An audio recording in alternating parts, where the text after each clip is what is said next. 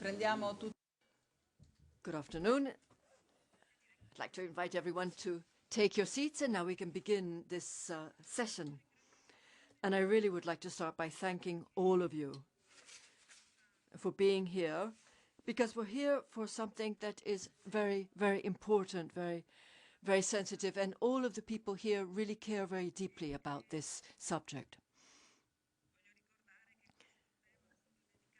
And as you know, this seminar is dedicated to the protection of children against online violence, and it was organized by the Italian delegation to the Parliamentary Assembly of the Council of Europe and the Social Affairs, Health and Sustainable Development Commission of that Assembly. I would like to thank Ilaria Antonini, who's the head of cabinet of the Minister for Equal Opportunities and Family, Eugenia Roccella, and the president of the Italian Ombuds Office for Children and Adolescents, Carla Garlatti, for having accepted our invitation. I'd like to thank the Honourable Bonetti, who was very much behind this initiative, and another colleague of mine, Joseph O'Reilly, member of PACE, who has been working now for many years on this subject, and therefore having both of them here is very important, and we're looking forward to what will be their important contribution to our discussion.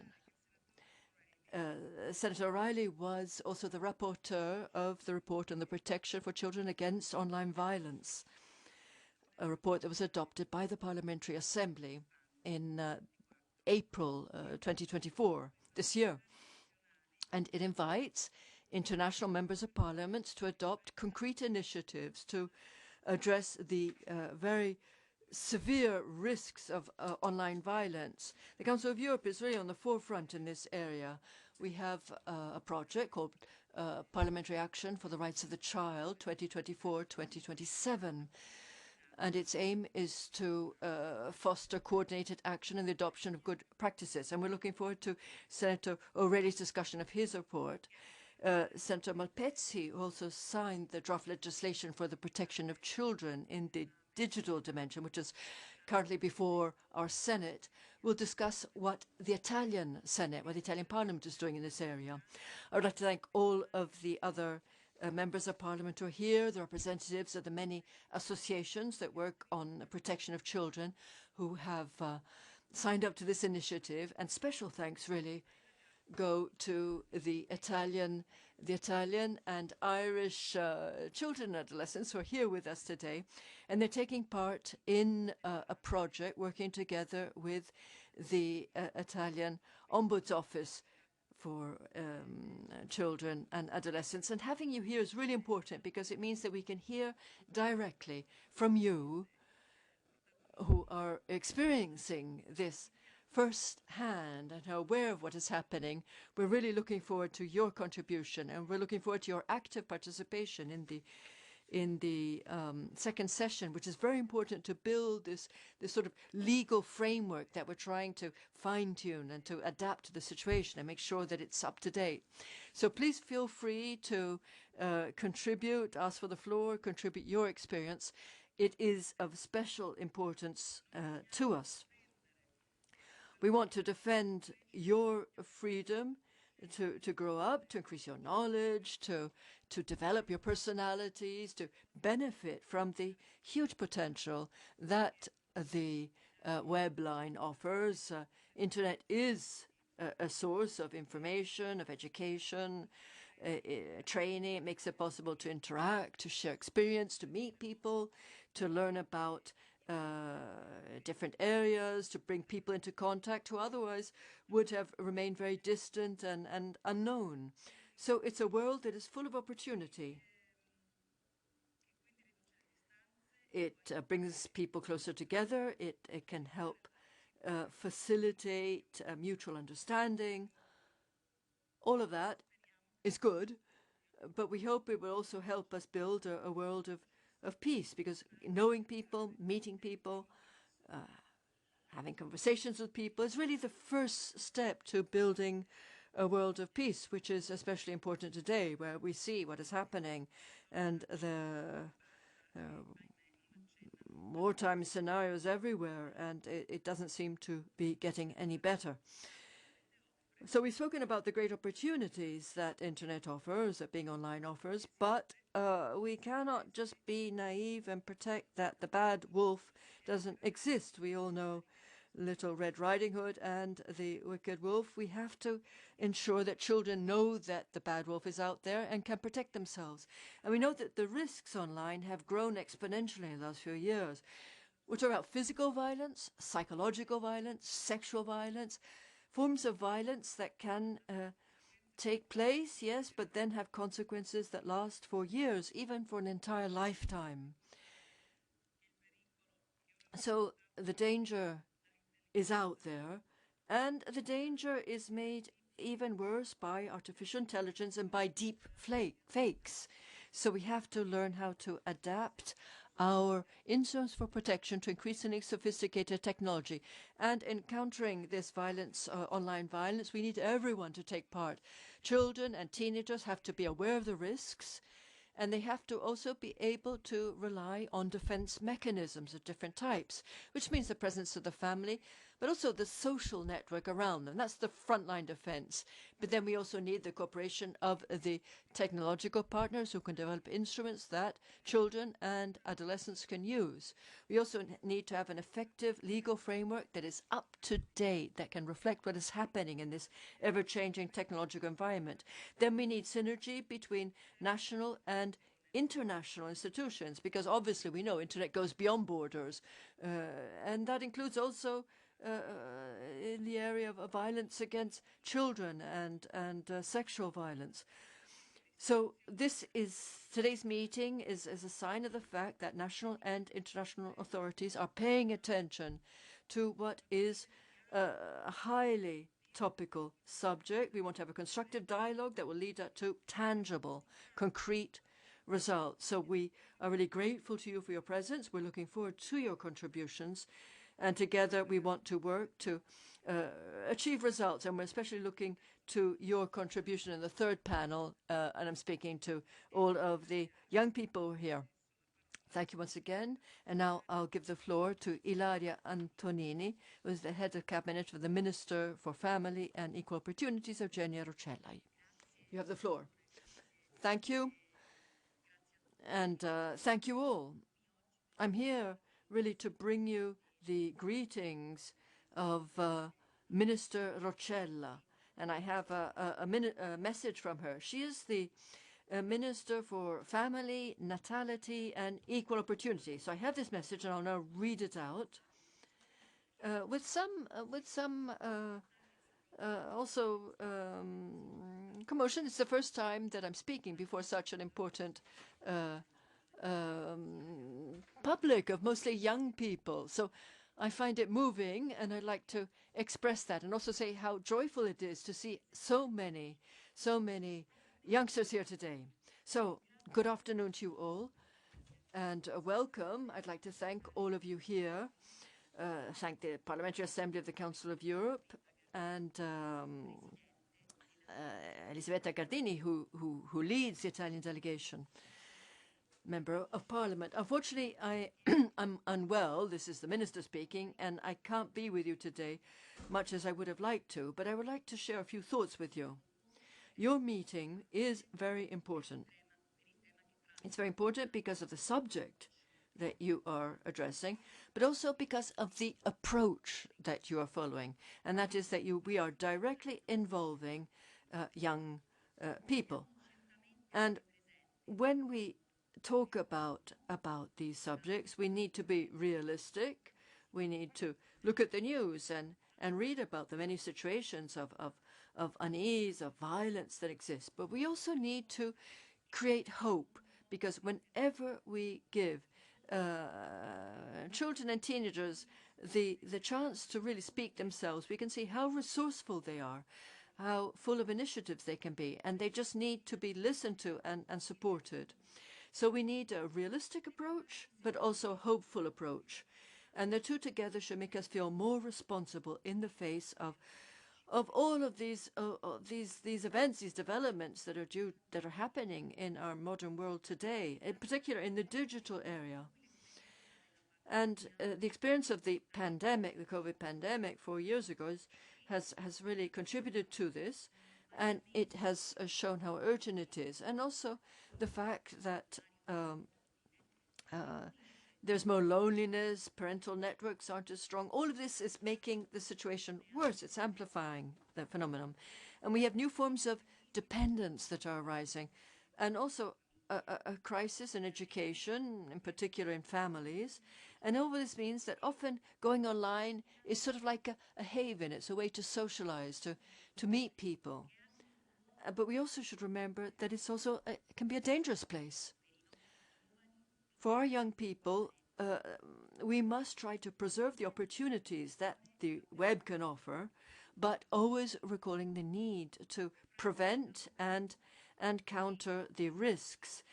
There are two different approaches, the apocalyptic ones and the integrated ones. Well, I would think we should be integrated but vigilant, but aware of what can happen. Institutions have an important role to play, but it has to be done in a way of providing support involving young people and families, providing them with the tools they need to perform their educational role. And there's a model of this approach in Italy. We adopted it with the so-called Caivano law in Italy, which focuses on the very early and widespread access to the web. So there are measures for parental control that have been introduced. And through these parental control measures, parents can monitor what their children are doing on the web. They can see the time that they're on the web and what they're exposed to in particular. And to educate the parents, we thought that it would be very important to have our Centers for Families play a role. The Centers for Families are a network of centers throughout the country. It exists, but it doesn't have any real functions. We want to invest in this network, and we want to make sure that they have a very substantial amount of work to do. In this Caimano decree, there also is an initiative of different parties which has introduced the obligation to impose a verification of age for access to pornographic sites. And this is currently before Parliament and is in the process of being adopted. There are other areas in which the institutions are active, fighting against child pornography online. And that is very closely linked to the new forms of human trafficking, and also fighting against cyberbullying. And in this case, too, the government has taken early action. We've allocated resources for digital literacy of young people, so they learn how to use it. Campaigns to generate awareness and to train experts in the area, and to provide an accessible guidance on our website of our Department for Families for adults to provide them with information. Technology is accelerating all of this, and social dynamics have also facilitated this. So it's important that we are quick to understand the dangers that exist, to prevent them, to restrict them, to contain them, and to make sure that our young people are not a lost generation. They are instead a source of great hope and also great talent and new ways of expressing their talent. So altogether, the institutions, our families, our schools, our territorial networks, all of the different associations and groups must offer them our cooperation in a way that makes them responsibility, provide them with adequate education that helps them be aware. This is a context in which these things take place in a way that isn't tangible, it's online, it's digital. And that's why we need to promote international cooperation, and this needs to become more and more effective. And hopefully today's initiative will help to serve that purpose. The digital world is an extraordinary window for accessing knowledge. And the challenge is to keep that window open, but leaving outside all of those bad things that must stay outside. So thank you, and best wishes for your fruitful session. Grazie mille per aver... Thank you very much for filling in for Minister Roccella and for having conveyed her message to us. We know that she's ill. She has the flu, a very bad flu, and we're very sorry that she was unable to come today, not only to this meeting, but to all her other engagements for today. In any case, thank you indeed very much, because these angles, as it were, that you've conveyed are very interesting, because we want to know the situations that these youth are in. We now will hear from someone online, because Mrs. Carla Garlatti, who is the Italian Ombudsperson for Children and Adolescents, was unable to come in person. Are you online? Can you hear us? Yes, I can hear you. We can see you as well. Thank you. So I wish to thank you for your precious contribution to today's meeting. Thank you very much. I wish to extend my greetings to all the participants, to the authorities, and in particular, I wish to greet and thank the organizers of this very important event, the Italian Parliament and the Parliamentary Assembly of the Council of Europe, PACE. Now, this is a very important event, and we thank the President of the delegation, the Chair of the delegation, Elisabetta Gardini, and thank you for your engagement. And I also wish to thank the Honourable Bonetti, who has carried out very important work when she was minister in the previous parliament. And I would simply mention the Piano Infanzia, the plan for children, which is of great importance. Now, I'm happy to see you again in a different capacity. You are now the rapporteur for the participation of youth. We know how important it is, in fact, to engage youngsters, to listen to what they have to say, and I've invested heavily on this. I am indeed delighted to see the representatives of the National Council of Youth who will be contributing to our meeting. It will be a very valuable contribution. This is an entity that was established this year, and in fact I wanted to hear from these youth not only in Rome, but from all over Italy. We have about 50 youth in this council, and they are here to represent youth from all over Italy. And I would also confess that I'm delighted tomorrow to be able to host the delegation of these youth of the council that I've just mentioned, and there will also be a group of youth from Ireland there.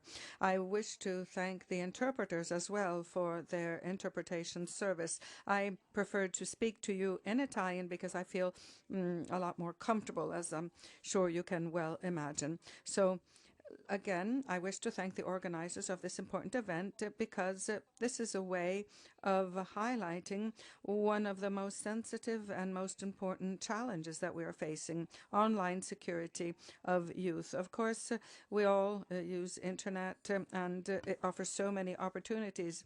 Now, unfortunately, I was unable to come and therefore join you today at the meeting, which is, of course, what I would have preferred. But I can speak to you thanks to technology, and this is a clear example of how important internet is.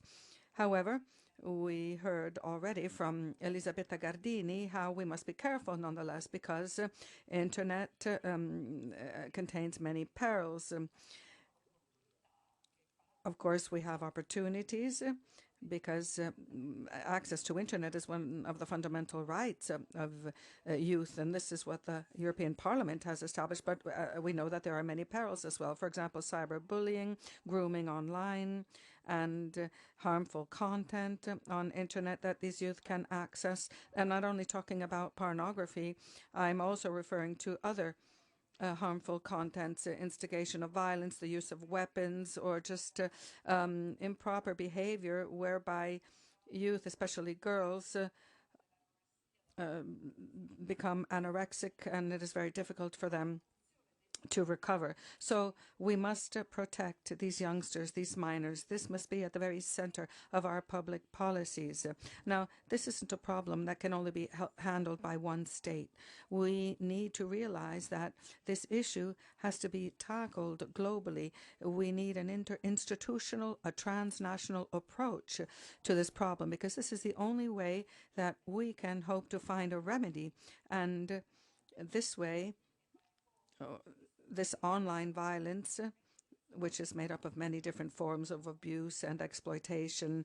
I mean, they are terrible forms of violence. In any case, I was saying that with the help of everyone and with the engagement of many actors, we can indeed combat this. We can prevent and try to enforce our laws in order to avoid this kind of exploitation and abuse on internet. Let's take a look at the numbers now. And with regard to violence and sexual abuse, well, the numbers are frightening.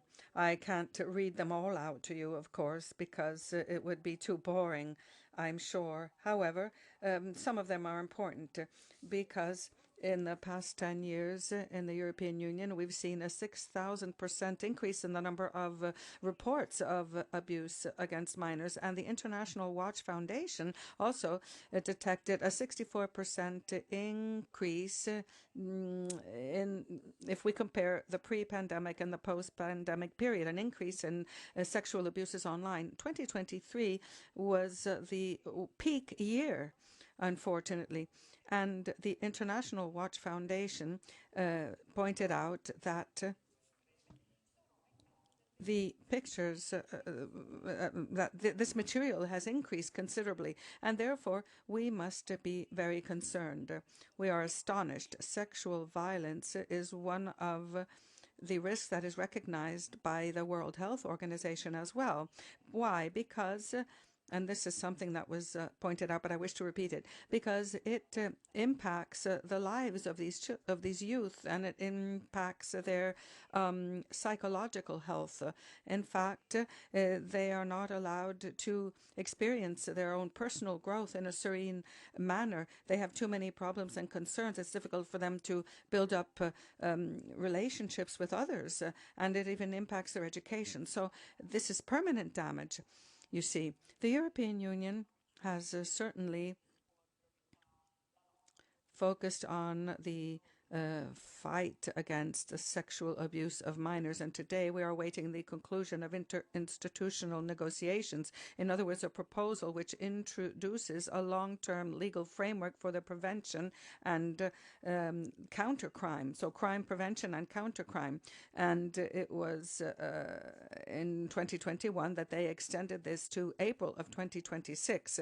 Therefore, it is important to remember the resolution, of course, of PACE, which asks all states to establish a legal framework in order to protect children and adolescents in the online environment through multiple actions, including the introduction of a minimum standard which requires age verification procedures. Now, age verification obligations are important, and the Italian ombudsperson has been focusing on this for a while now. And the proposal coming from the working group at the Ministry of Justice,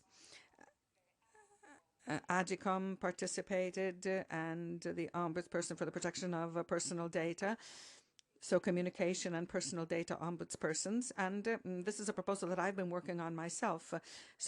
This came from the work of the working group, and that is that we need a third party to do the age verification procedure. So this is a third party subject who can also protect personal data and who could ensure transparency because it is a third-party subject and therefore provide additional guarantees in the age verification process. So the Authority on Communication is also engaged here.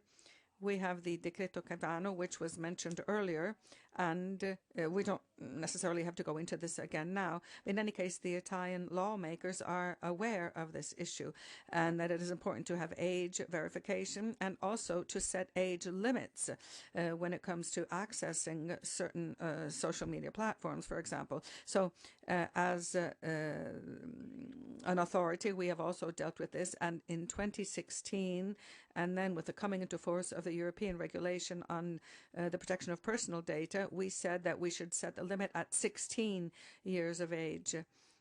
We chose this age not by chance, but because in our system, 16-year-olds do enjoy certain rights which would allow them to access social media platforms, and that way we would have the same age throughout our system. Our lawmakers, as I said, are aware of these issues. We have the legislative decree and the transposition of the European Directive 1808 of 2018. And with that, we are doing two things. One is working on regulation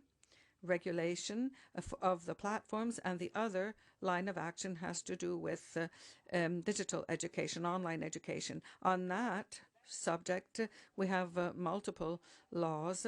Starting in 2015, we had Law 107, which includes the development of skills in order to use internet appropriately. Then we have Law 92 of 2019, which introduces the idea of online education together with civic education. Then we have Law 71 of 2017, which was amended recently in May of this year with regard to a awareness-raising campaign on cyberbullying, and then the Caivano decree, which we've already heard about. So these are the many efforts that have been made. And before concluding, I wish to say that we need these laws, these norms. They are very important.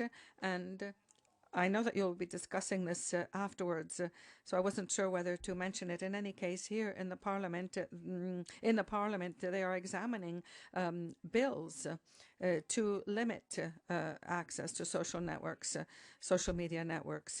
Now, I think that it is important to have a bill signed by the political parties. It is important, therefore, to act with the best interests of the minors in mind. The rights of minors cannot be only regulated by one political party as opposed to another. This is something that is over and above politics. So there is another interesting bill which prohibits the use of cell phones by children below the age of 3. And of course, there are ideas which are of great interest. These, as I was saying, are important laws and norms. However, we also, side by side with these laws, need awareness-raising campaigns for minors and for adults as well. These awareness-raising campaigns need to engage the minors themselves. In other words, they are the ones who must participate. That way, they are more aware, in fact, and this way, they can say what their viewpoint is, because they are the ones who are the protagonists of what we're talking about here. So, in conclusion, it is important for there to be awareness. We all need to be aware of how important it is to invest in this area. And we also need to want to protect these minors in any way we can and with any instrument that we have. Maybe we're going to have to create new instruments even, because these minors need to be able to surf the net safely. We need to guarantee this safe digital space. So let me express my invitation to all of you to continue working together with great resolve, with a sense of responsibility, to build up a future where the digital space is a space of opportunity and not danger. And we want to protect, of course, minors, children, adolescents, and in doing so we need to protect their present and their future. Thank you very much for your attention, and I wish you all a very fruitful meeting. Grazie, grazie tantissimo. Thank you very much. Thank you for your remarks, and we will clearly work together.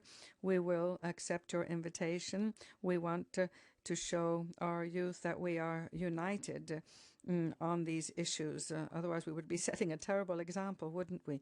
So it is important for us to share the same position we do. We have the same views in the different political parties in different countries. And in fact, we have other countries represented here. And we are indeed all on board, united, because when dealing with subjects of this kind, it is only by working together that we can achieve results. I wish to thank Ilaria Antonini once again, who was filling in for the Minister for the Family, Birth Rate and Equal Opportunities. And she, in fact, congratulated us on organizing this seminar. And when Elena Bonetti was the minister before Eugenia Roccella, they were already dealing with issues of this kind, so they feel very strongly about them. And now I'm happy to hand over to Simonetta Mattone, who is our colleague who will be moderating the first panel. Now, for those of you who don't know who she is, and I'm referring, of course, to our non-Italian guests, because in Italy everyone knows who she is, before becoming a member of the Parliament for the first time in this Parliament. She was a member of the judiciary for many, many years. For 17 years, if I'm not mistaken, she was a prosecutor at the juvenile court. So she has acquired a great deal of experience in this field. And we're very happy to have her on board. Good morning, everyone. I wish to introduce myself. My name is Simonetta Mattone. For 17 years, in fact, I was a prosecutor in the juvenile court. And for 10 years afterwards, I was the head of the department, head of the chief of cabinet for justice affairs at the Ministry of Justice. And for 8 years, I was the Italian focal point at the Council of Europe for issues pertaining to minors. And then I returned to the judiciary, and I was the general prosecutor at the appellate court for 7 years. And in that capacity, for the most part, I dealt, for the most part, I dealt with organized crime, but also for minors involved in appellate proceedings. My friend and colleague, Elisabetta Gardini, and hello to Professor Caffo. I wasn't able to greet you earlier. So I was saying that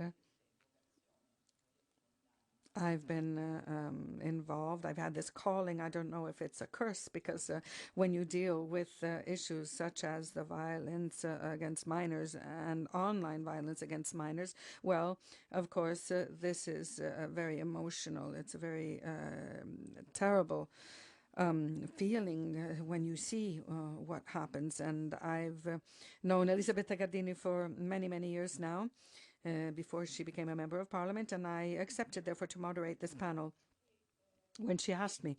Now, let me just say this. I don't think that we've yet mentioned another issue that is related to online violence, and that is artificial intelligence.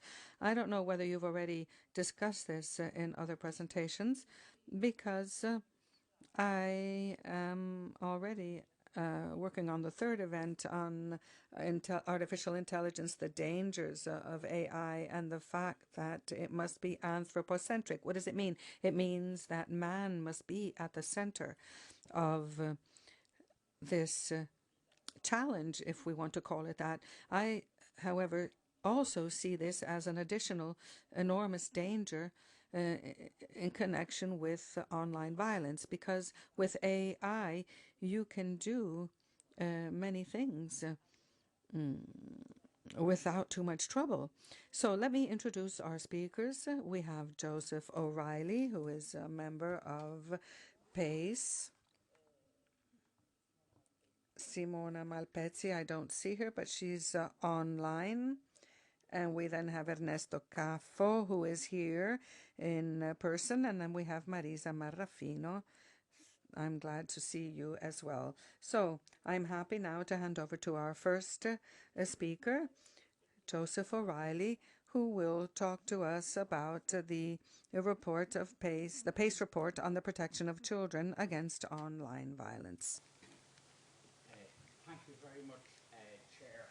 At the very outset, thank you very much, Chair. At the outset, might I greet the most important people in the room, the young people who are here today. My greetings to all the Italian young people and, of course, to the Irish young people, which I'll come to in a moment. May I also greet the members of the Italian Parliament, Elisabetta Gardini, who is the head of the Italian delegation to the Council of Europe, or to the Parliamentary Assembly of the Council of Europe, which in my speech later I will use the term PACE, and where I say PACE, it means Parliamentary Assembly to the Council of Europe.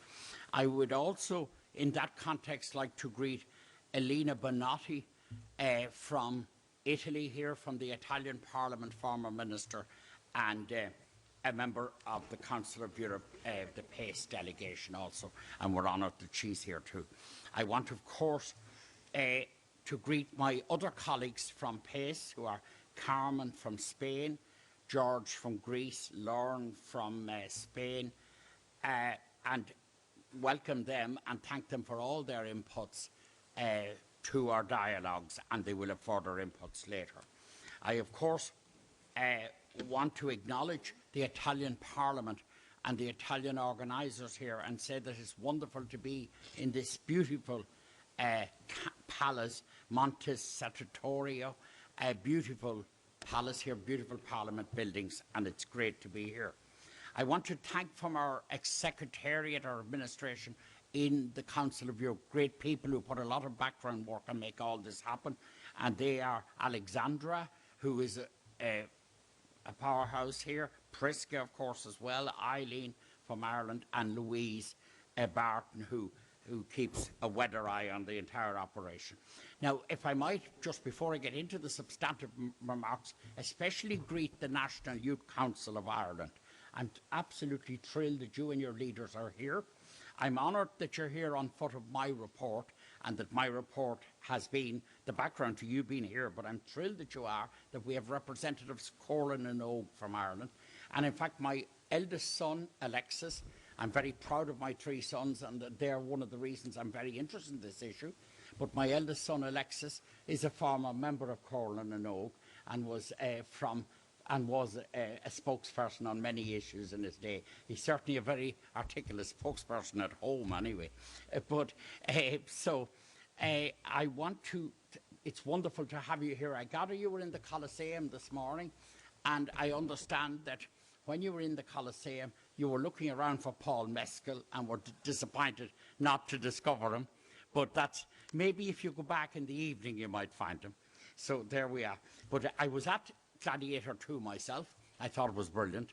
And it does bring the Colosseum into a whole new focus. So wonderful to have the Irish people here. Now, I'm very honoured to be here with you today to participate in this seminar, which marks the strong commitment of the Parliamentary Assembly of the Council of Europe to defend children's rights, and in particular to protecting children from online violence of all descriptions. as was elucidated earlier. I would like to thank the Italian Parliament, as it did earlier, for welcoming us today into this magnificent palace of Montecitorio. And that's, as you can say, that's Irish Italian, but it's good. And allowing us to debate a subject that is particularly close to my heart. As a Member of Parliament, and as Members of Parliament, and there are a number here, it is our duty to create a safe environment for children and to address and take action to prevent and combat the serious and rapidly growing phenomenon of online violence against children. Before entering the topic more fully, I would like to say a word about the ultimate goal of this seminar, which is the critical thing.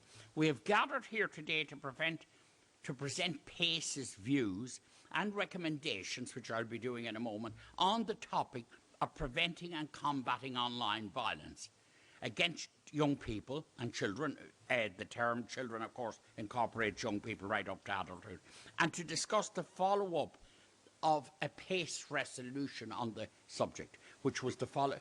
My report was, I was rapporteur for the initial reports on the online abuse of children. Then it went to the Parliamentary Assembly as a general body, and out of that came recommendations for a legal framework. The follow-up to a report is essential for Council of Member States. And we have very distinguished parliamentarians in the room here today. And it is so critical. There's no logic to this exercise if we don't go back to our parliaments and deal with the legislative gaps that are within our individual parliaments and find ways to improve the protection of children from online violence. I will go into what we've been doing in Ireland later on in the context of conversations later. I won't go into the Irish piece here, but I do want later to share with you some things we'll be doing in Ireland in the discussions later.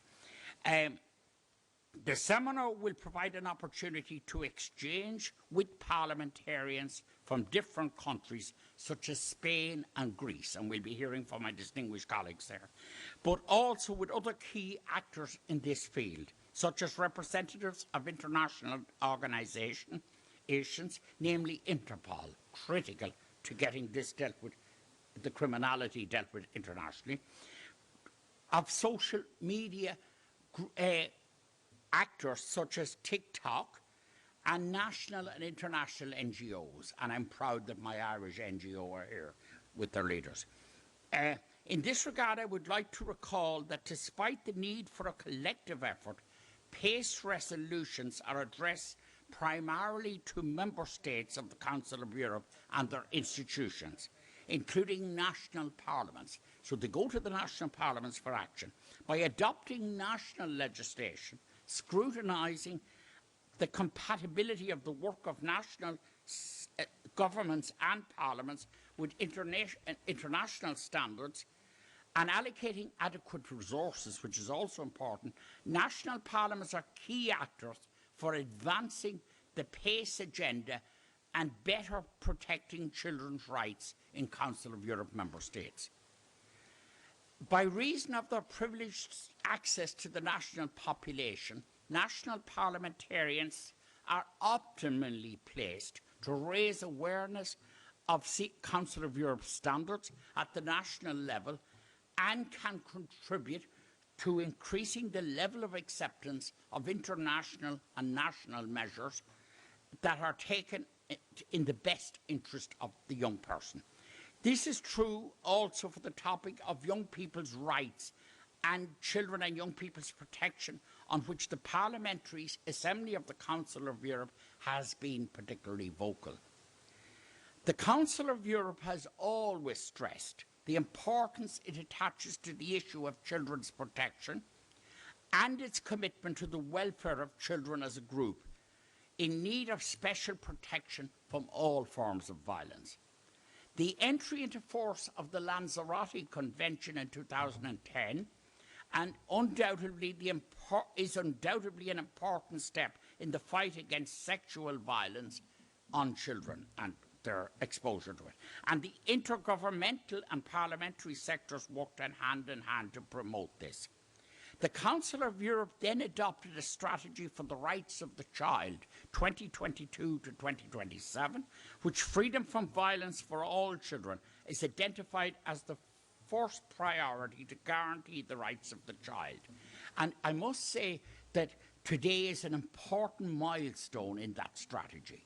And the critical thing is your input, because you are ultimately the people who will design properly. If the legislation is to be sound, it should come with your knowledge. The strategy stresses that child sexual exploitation and abuse is increasingly and becoming more serious, for children of all ages, especially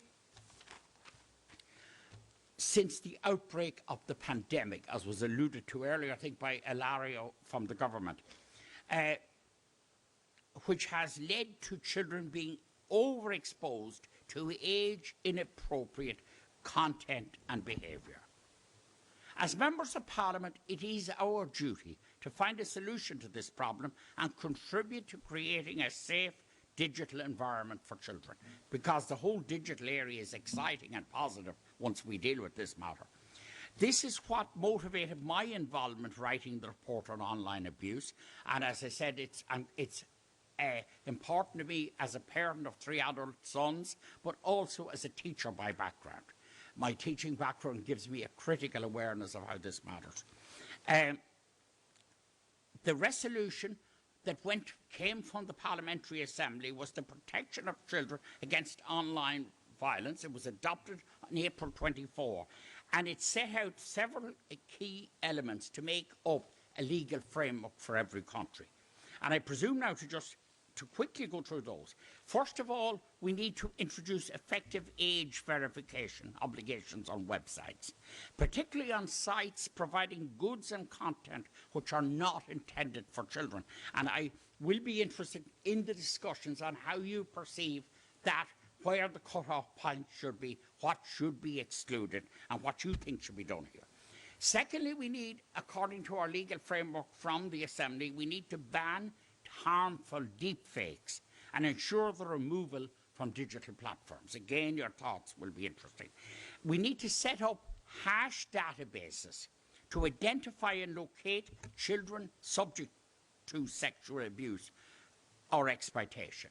And that's so important. People can be the victims of cyberbullying, the victims of pornography, and if it's not identified, and if those young people are not identified in time, the psychological damage to those young people, the physical damage, the life consequences are pernicious and horrendous. So it is critical.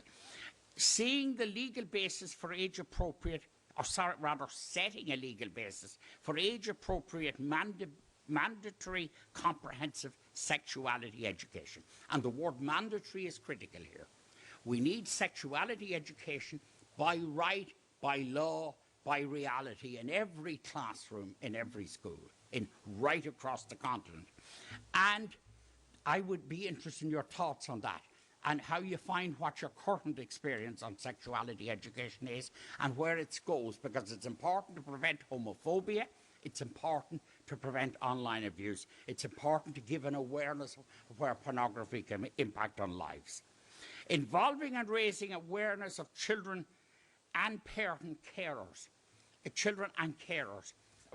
Parents of children and carers of children or young people. In other words, some parents, because I'm interested in this topic, because I got involved with the topic, I have a fair level of awareness. But I can assure you many brilliant and wonderful parents that I know and carers for young people, whatever the status of a family is irrelevant, the person in loco parentis, if it is that, those people need to understand the thing and need to have an awareness, so we need an education there too. The Assembly also encouraged Member States to work with stakeholders in the technological industry to increase accountability and responsibility. And you have to collaborate, so you use the carrot and the stick. My Irish friends will be familiar with that terminology. You incentivise, you bring them with you, the technological sector, but if it comes to it, you have to be prepared to take a hard line as a government against them too. So you need them you need them to assist the law enforcement authorities to identify perpetrators of crime and collect evidence for criminal proceedings. And that's important. And the internet, all the providers, all the social media companies must cooperate with this process. You need to integrate safety and privacy at the design stage, and by default, to ensure that products for children are in order to make the digital environment safer for them.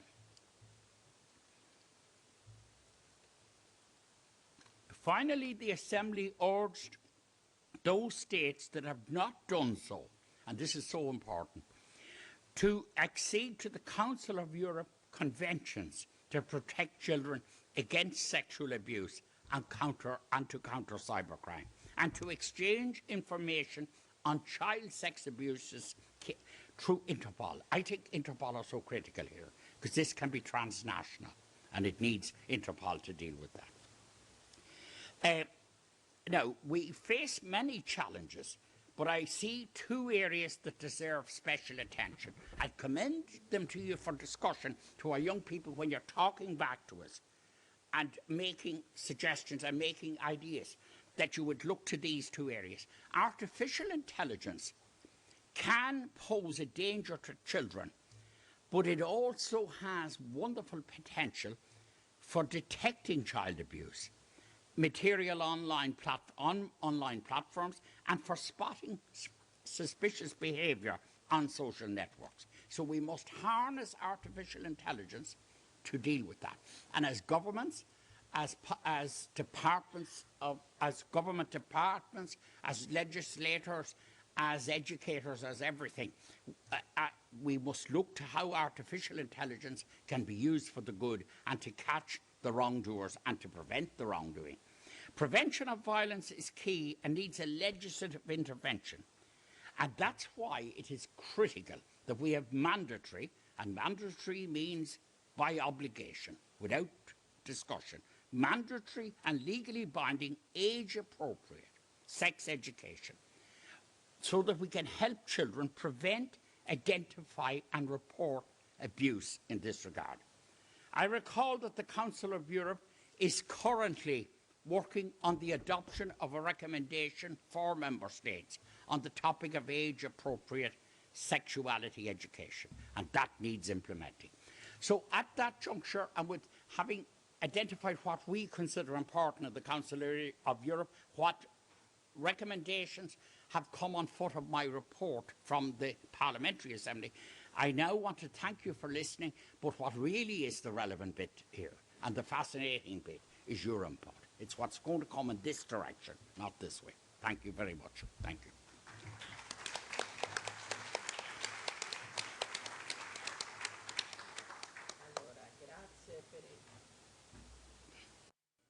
Grazie per il suo intervento. Thank you. Thank you so much for this contribution of yours, which was full of ideas, and not only theoretical sort of suggestions and ideas, but also practical points. You spoke about the Parliamentary Assembly of 2024, the legal framework that is being developed, which is very important, with the obligation to for age verification. Very important. And you also insisted on the subject of obligatory sexual education, which is a subject of much discussion in Italy. And there are some critical voices on this. But you also added, and this is my personal opinion, something that is very important, because you spoke about legislation for sexual education that is age appropriate. And that's very important, because up to now we've often had recommendations on this area that were all really focusing on gender-related issues, forgetting that sexual education is also education to sentiments, to sexuality that can be heterosexual or not, but that is well balanced and without excesses. At this point, we were supposed to have, according to our program, to have Simona Malpezzi, but she is working in Washington now. I think she's involved in an important meeting, so maybe she will be able to connect with us online later on. I see our colleagues here, Bonetti and Morganti. They have worked with me and shared with me the concerns, the difficulties of parliamentary work. So we will try Simona Malpezzi later, but we'll move on now to Ernesto Caffo. He's very well known in Italy. He's the president of the SOS Foundation, also called the Telefono Azzurro, the Blue Telephone. Professor Caffo, you have the floor. Thank you. Thank you. I'd like to thank the members of Parliament for having organized this meeting. Elisabetta Gardini and Carla Garlatti, Eugenia Roccella. I'd like to say that this subject is really focal for Europe today, and I very much appreciated also what we've heard from Senator O'Reilly. It's important to hear what countries are doing and the way they're facing this subject. And increasingly, we need to have the input from young people. I'm really happy to see that we do have representatives of the new generations. They really need to be at the heart of these policies, and we're looking forward to their input. I represent Telefono Azzurro, the Blue Telephone. What is it? It's existed now for 38 years, and we're like a helpline. We've been listening to young children for 38 years, and we've also been very active in the digital area. We have a national phone number, 114. It works under the presidency of the Council of Ministers, and that's where we receive reports on sexual abuse and other forms of abuse. And we've seen that over the last few years, there's been an increase in requests for help relating to abuse which is taking place online.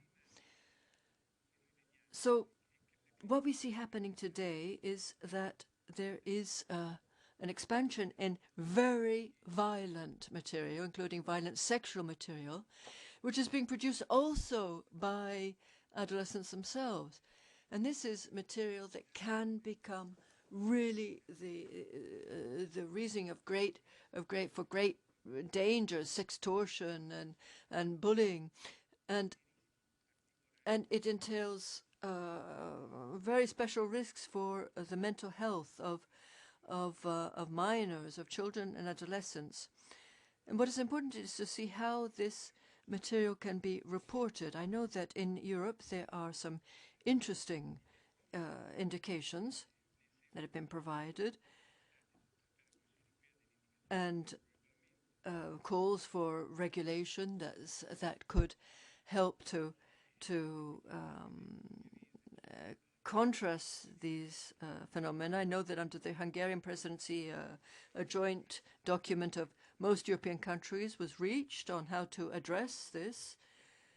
But certainly there still are very many major challenges that needs to be faced. As Simonetta Mattone said before, we've known each other for a number of years now. She said that our great subject, looking to the future, is one that we addressed already in an event that was organized for the anniversary of the Lanzarote Convention. And the fact is that this material is also produced in an artificial way, so it's not identified. And then the hashtags aren't easy to identify. We need the role of Interpol. And of this material simply remains online with all of the dangers that entails. And it's hard to identify. And that's why we need to develop new monitoring systems online. And this really shows the important role of the police and also civil society, which need to work together, need to be integrated, and they need to cooperate. And we also need to develop in our countries, and this is what the European Parliament and Commission are calling for, we need flagging mechanisms that are accessible so that young people see this material online, can report it, and it can be removed from the online. And we need to have more and more cooperation from the technology partners. And we know that online today we have not only platforms of social media, but also gaming platforms. And often there can be exchanges on these platforms, including dating platforms that can be accessed by young people. And often there's sort of cross-cutting. You go from one platform to the next. And we need to find ways to ensure that we have monitoring shared by the technology companies that can be effective in this way. Last week we had a meeting in Abu Dhabi entitled Safer Internet, and there companies together spoke about this sort of regulations that need to be introduced, because, as we've already said, online means international concern, so we need to develop our international cooperation much more widely.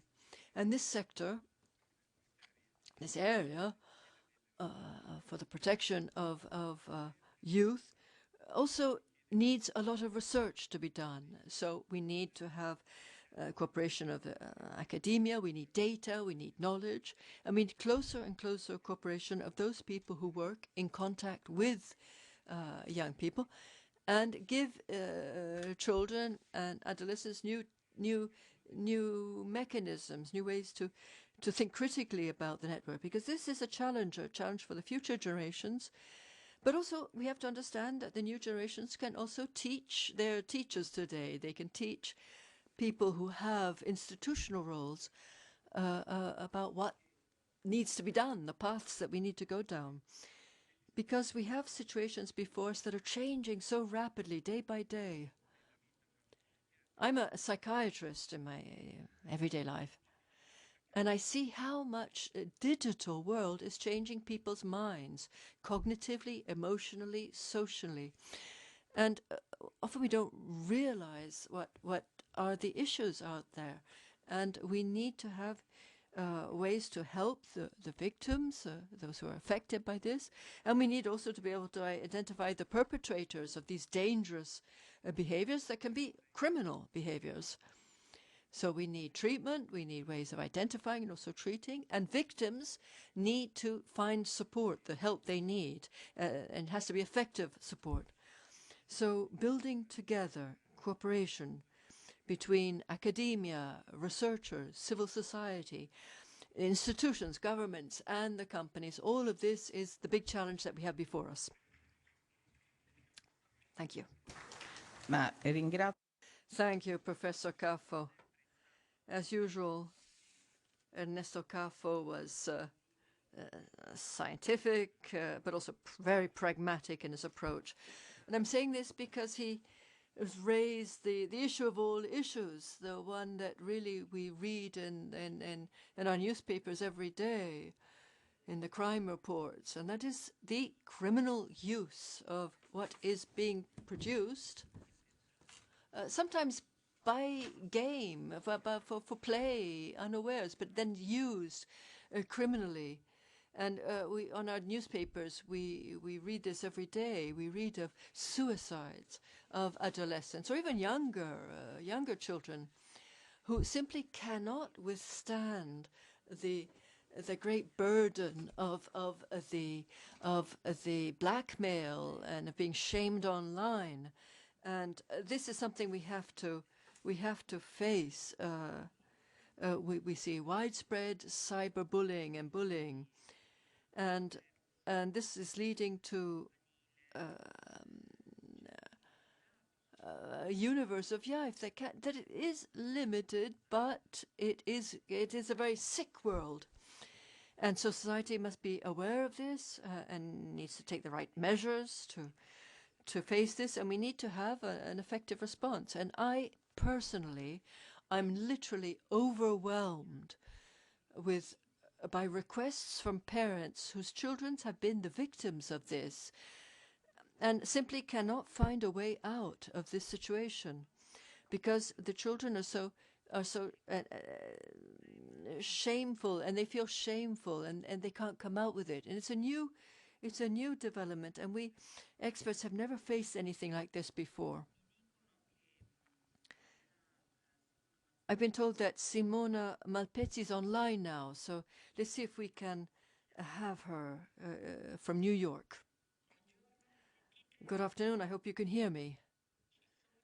Yes, we can hear you. Yes, we can hear you quite well. Well, thank you. Thank you. Greetings to you all. Greetings to Chair Gardini, to Simonetta Martoni, to Elena Bonetti for having organized this important meeting. And I would like to thank also you for the presentation of a very important report, which I think is useful for all countries to help really build together shared rules, shared approaches. So where do we stand as Italy? We have tried to work together, starting with an initiative of Telefono Azzurro. You heard about the blue telephone, with a number of members of parliament who came together from different political parties, Democratic Party and the Brothers of Italy, and we decided to sign together a bill before both the Chamber of Deputies and the Senate, draft legislation for the protection of minors online. And when we introduced this draft bill in the two branches of Parliament with support from the political parties who either signed or presented very similar draft legislation to work towards a common approach, we heard everyone, however, say, "But it's ambitious, but sort of a vain ambition. There really isn't any solution, because a country on its own cannot do it, and without cooperation, the platforms are always going to win out." Because there already is regulation that was mentioned before, but they're easily to circumvent. And young people are left really to their own devices. They're defenseless in the online environment. But we decided to go ahead anyway. The draft legislation is now in the Senate. There have been some amendments that have been introduced. And these amendments have shown that there's been a great openness to all of the technical contributions that can really help us reach the objective. Thanks to all of that, today we have the chance to really start linking the platforms to the obligations of age verification, which is a real issue. It's a real problem. And we're trying, though we've been told that they can be bypassed, but we're trying to hold our line and to say with resolve that we believe that the technology platforms are responsible for the lack of age verification. There's some technical measures that are being studied now by the government, but we're trying to find a solution to ensure that Italy has similar legislation to that which has been adopted by Australia recently. And we'll have a year now. There'll be a year for the implementation, a year for this work. So after the work on the finance law, which takes precedence in this area, but after that, government will be back to work on this, and we hope to be able to work together to move towards the adoption of this draft legislation. But what I said at the beginning is really of the essence. Italy can try to have a leading role. We know that France has already adopted a system of legislation that's moving in this direction. Great Britain is trying some approaches. But if we don't succeed together, and that's why today's report is very important. Once again, I'd like to thank the rapporteur for the very clear presentation of that report. If we don't find a way to make Europe stronger together in this area, then we really are running a huge risk, especially for our youth. As Dr. Caffo said before, we're facing an emergency. Now, we want to be Luddites. We don't want to deny the importance of progress, the importance of new technology, none of that. But we know today, thanks to scientific studies, that the use of social platforms and smartphones at a very early age, all of this is really conditioning and also limiting the cognitive development of our children and adolescents. So it's an emergency, and the response to an emergency has to be of a similar type. We need an emergency response, and that's why we want to take action in a clear way. There's a strong movement in Italy now, led by psychiatrists, neuropsychiatrists and teachers, and they're trying to say enough, no more social platforms under 16 years of age. We think there needs to be a limit, an age limit, and we're saying it not because we're against progress or development, but we think that each age has its own needs, its own phases. No one knew it, perhaps, how important it would have been back in the year 2000. No one knew what a heavy impact it would have on the younger generations. We didn't know back then, but we do now. And we know it, we see it worldwide. And that's why we need to work together without a sort of party politics approach. We need to work in the sort of environment you have today all together to achieve real results for our boys and girls. And this work together is essential for us to really achieve this target. And I'll conclude with these words. As a Parliament, we decided to face this subject without blaming families and schools. We need the responsibility has to be that of the lawmakers. And we remember we had an important campaign against smoking. And there were important campaigns to introduce safety belts, seatbelts in cars, or helmets when you ride a motorbike. Well, we need something similar. We need a cultural change. We need to help our younger boys and girls understand, but we also need to be determined and resolved. We can't expect the families to do everything. They can't be the police. We have to educate, but we need also to protect the online area, because under a certain age, that area can be dangerous. It can be harmful. So we need education on how to use these tools. We need a path to go together. We have some resources, but we also need to be firm and resolved and work together. Allora, mi sembra che Simona Malpezzi abbia, come dire, invocato. So that was a very important call for unity, and I see signs of unity here. You also said that the lack of control of age verification is really the responsibility of the platforms, technology companies. You spoke also about the importance of Italy having an active role. We also mentioned another issue for us, a real challenge. And that is the fact that smartphones, etc., are being used by very, very young children. And that's a national emergency. I was in a situation, it was very special. I took my granddaughter, Caterina, I took her and she was preparing for her first communion. I followed her for 2 years. Her parents are not believers, but I chose to accompany my grandchild in this 2-year spiritual path. And at the end of this 2-year program, the priests who led the program ordered the families to not give smartphones to their children as a first communion present. And it sounded a little crazy to me. I mean, I thought it was to be taken for granted that this would be happening, but it's not at all the case. But I thought that it would be obvious that as a first communion present, you would not be having that. Just think, you have the first sacrament, first communion, and the reward would be a smartphone. That really spoke volumes to me. And I thought it was really a symptom of something that's profoundly wrong in our society. I don't totally agree with Simona Malpezzi when she says that we have to sort of hold families harmless and think of the laws.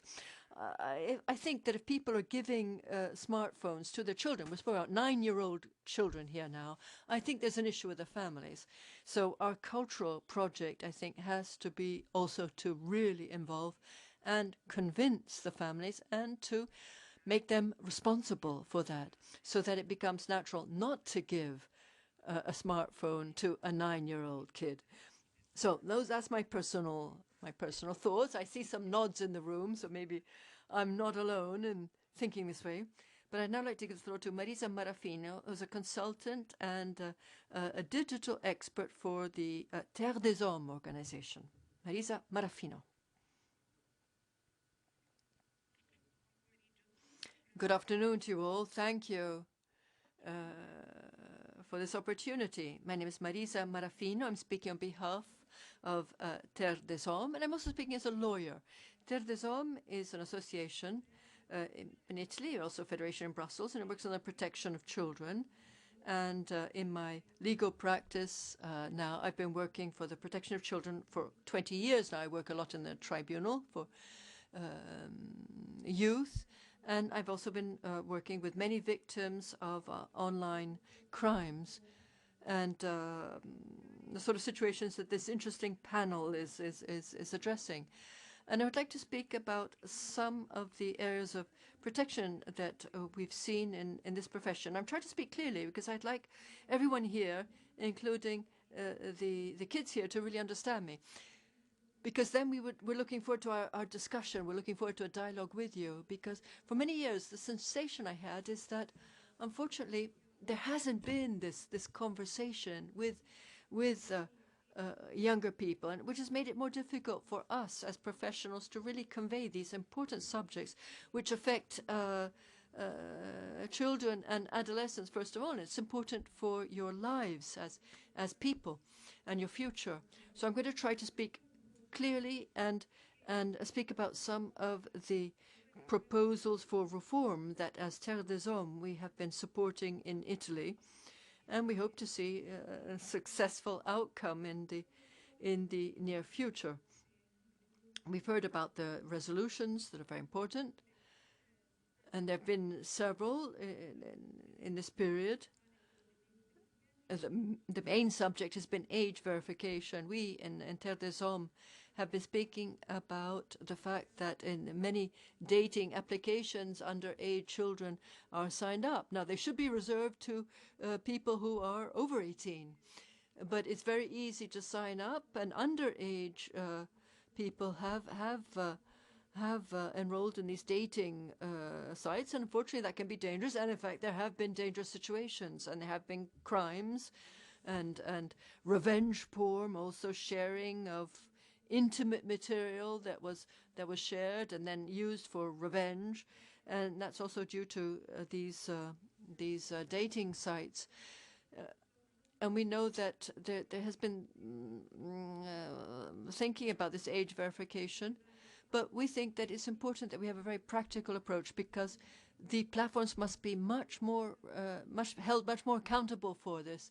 And we're very interesting to see how the Digital Service Act will be translated into practice, because the platforms today have many IT tools, and so they can identify even after a user signed up through their navigation patterns. They can easily identify the age of the person, and therefore they could block a minor from using it. So the technology is moving forward, and much more rapidly than the law ever can. So we need the collaboration also of the platforms in this age verification. In Europe, unfortunately, we are behind, in Italy too. The law of the previous law aimed at facilitating digital communication, and this means that it's become very difficult for us now to adopt legislation that increases the accountability and obligations of some of the platforms. And I'll give you a few examples very briefly. Terre des Hommes and most people working in the sector think that it's now a priority to make it easier for victims to report cases of abuse online, also anonymously. And we need to have this dialogue with younger people, and there needs to be trust in the reference adults. And we're working on communication campaigns that can be effective and can speak to children, teenagers. We don't want there to be direct reports of cases that often are very traumatic, but we're trying to increase awareness in very practical ways, along with sexual education campaigns for all different age brackets, starting really from elementary school, because today there really seems to be a sort of taboo on sexual education, which is really behind now in our country, which means that sometimes when very severe crimes take place, revenge porn, but also abuse online, children often do not know who to turn to. They don't have an adult they can speak to. They don't have that dialogue, which really needs to be fostered from childhood, very early on. Unfortunately, it's not there, and that's a gap we need to make up for. So the new act is introducing innovations. We want to see how they are translated into practice in Italy. We know that on a European level, there's the possibility of creating an entity that will involve these associations. There's a national center against the exploitation of minors in the United States. In many cases, in Italy, cases on child pornography and child pornographic material, we receive many of the reports through a collaboration from the United States. So we're asking Italy and the European Union to do much more in this area, to be much more active. We need to be more active, more proactive. And this would be important to really implement a response to this sort of very serious problem. So Terre des Hommes, my association, considers this to be an essential, more communication. And how can we prevent the circulation of sexual material to minors in Italy? You may know that there are some important instruments. We spoke about how many young people are self-harming after one of their maybe intimate videos has been shared online, and then it circulates everywhere. And so Instagram and Facebook have a way, and you can register the hash code, which is like the identification of video and other material. And it makes possible, in the case in which there has been a sharing of material, or you're scared of this material being shared, you can prevent the platforms from circulating it, having it circulated. So you can register the hash codes and preventively stop a video or some other sort of material, photographs, etc. You can prevent it from being shared on Instagram or Facebook.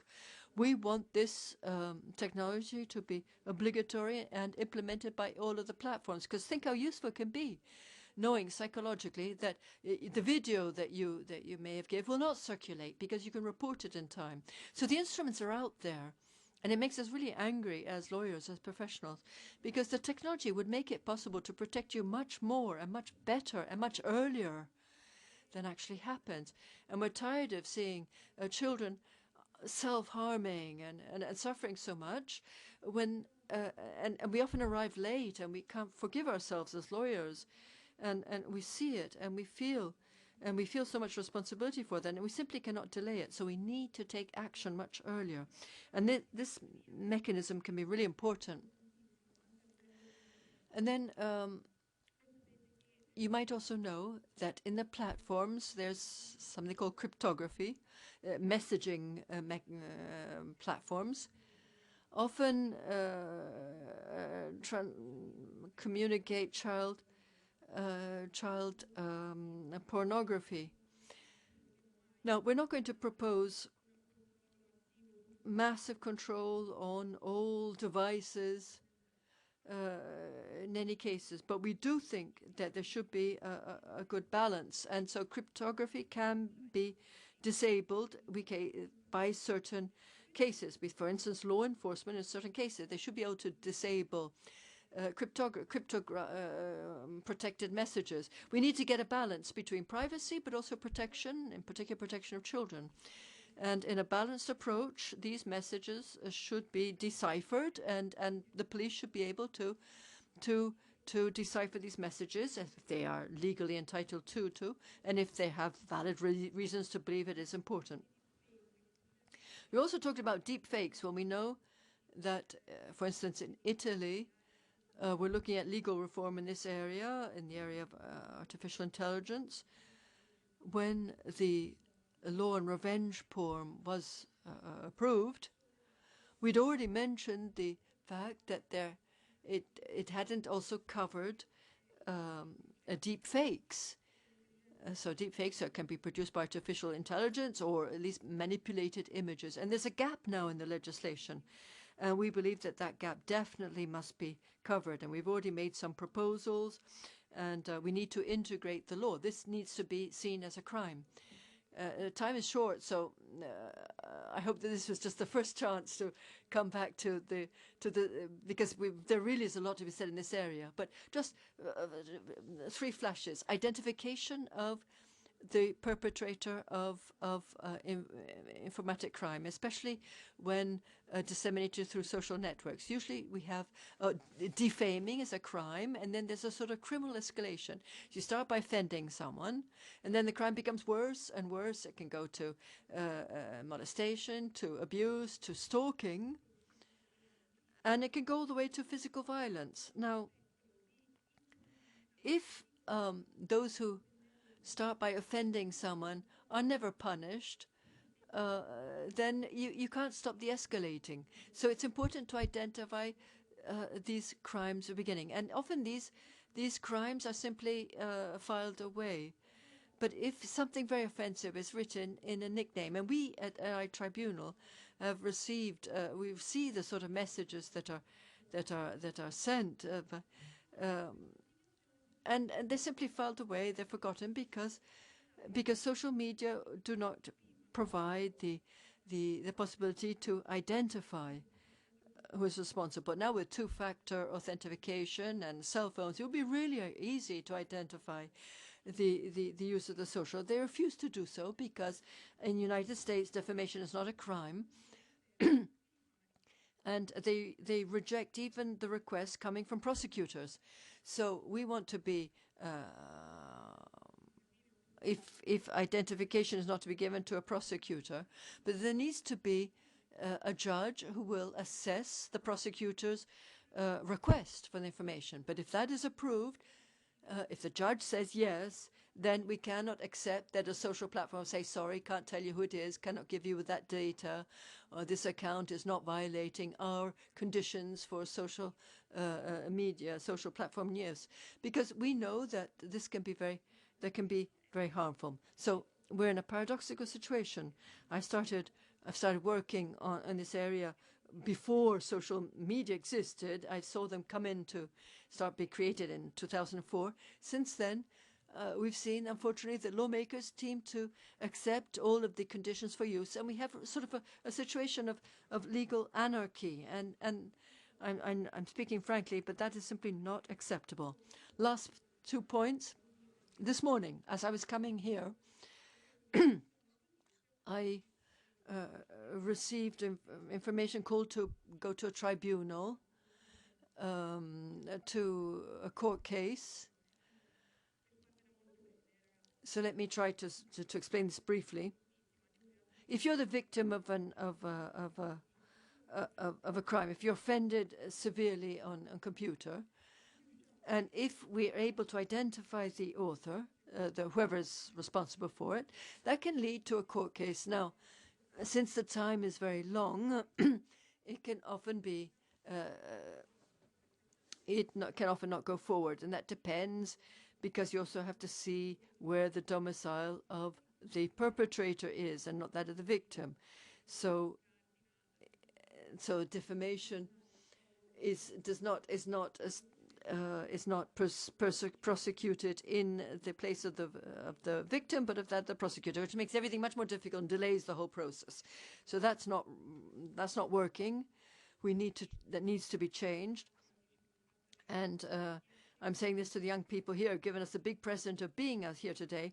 Ask us questions, ask us tough questions, because this is an important opportunity for us. We're very grateful to have it, and we need to build something better, because your future is also our future, and there's a responsibility. We need to help you. If we're helping you, we're helping ourselves. We're helping build a better society. Thank you.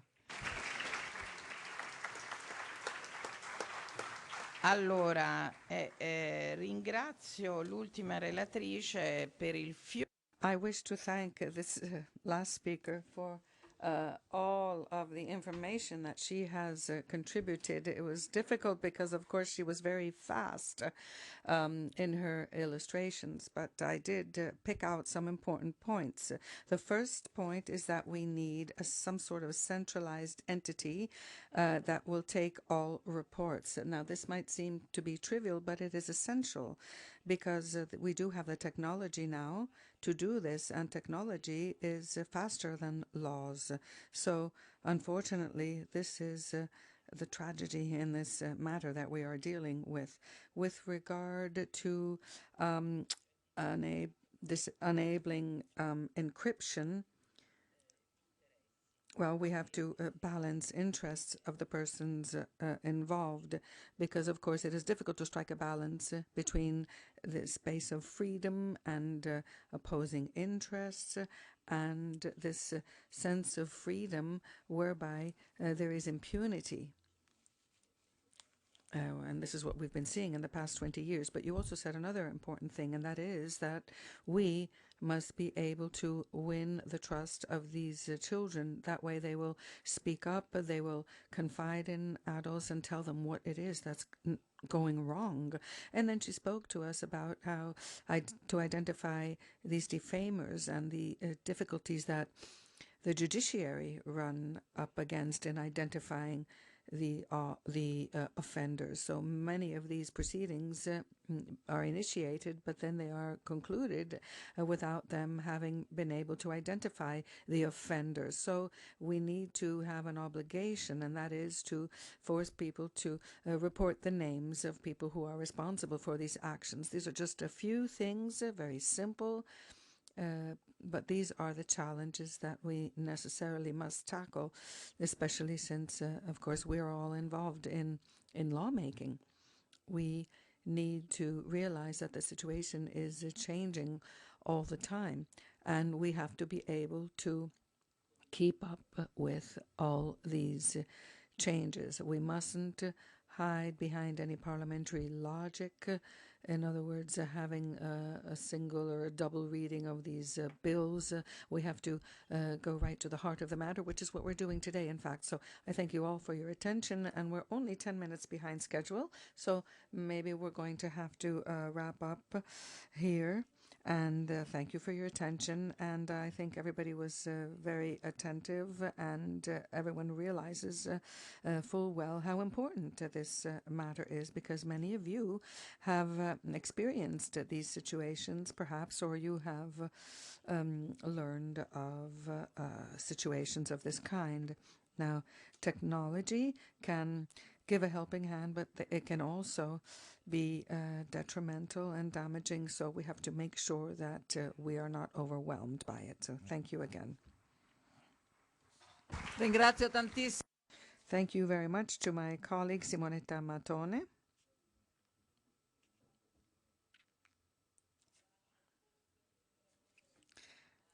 We shall now receive Georgios Stamatis, our colleague from the Council of Europe Parliamentary Assembly from Greece, and I also thank Joseph O'Reilly And I would ask my colleague Joseph to therefore have a seat in the audience with the other participants, and we'll have our other panelists now join us up at the head table. So Georgios Stamatis, our colleague from Greece, as I've said, and I would ask all the other colleagues, all the other panelists of session 2 to come up and have a seat. Francesco Verducci, member of the Italian Senate, Laura Castel, a PACE member from Spain, and Carmen Leite from Spain also. The MPs can come and sit here. So, Carmen. Okay, Georgios Stamatis, Francesco Verducci, and Laura Castel, and Carmen Leite. I would ask you to come up and have a seat here at the head table. The other panelists will come up when they are called.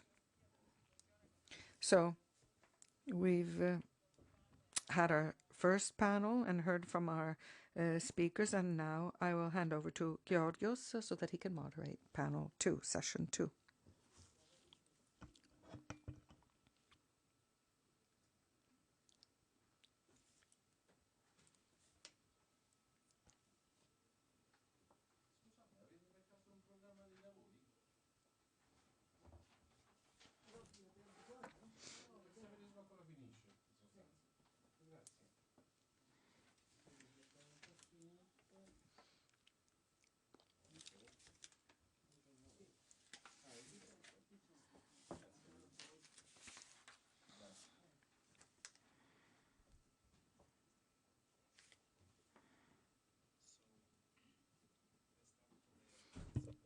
Possiamo dare inizio alla seconda sessione.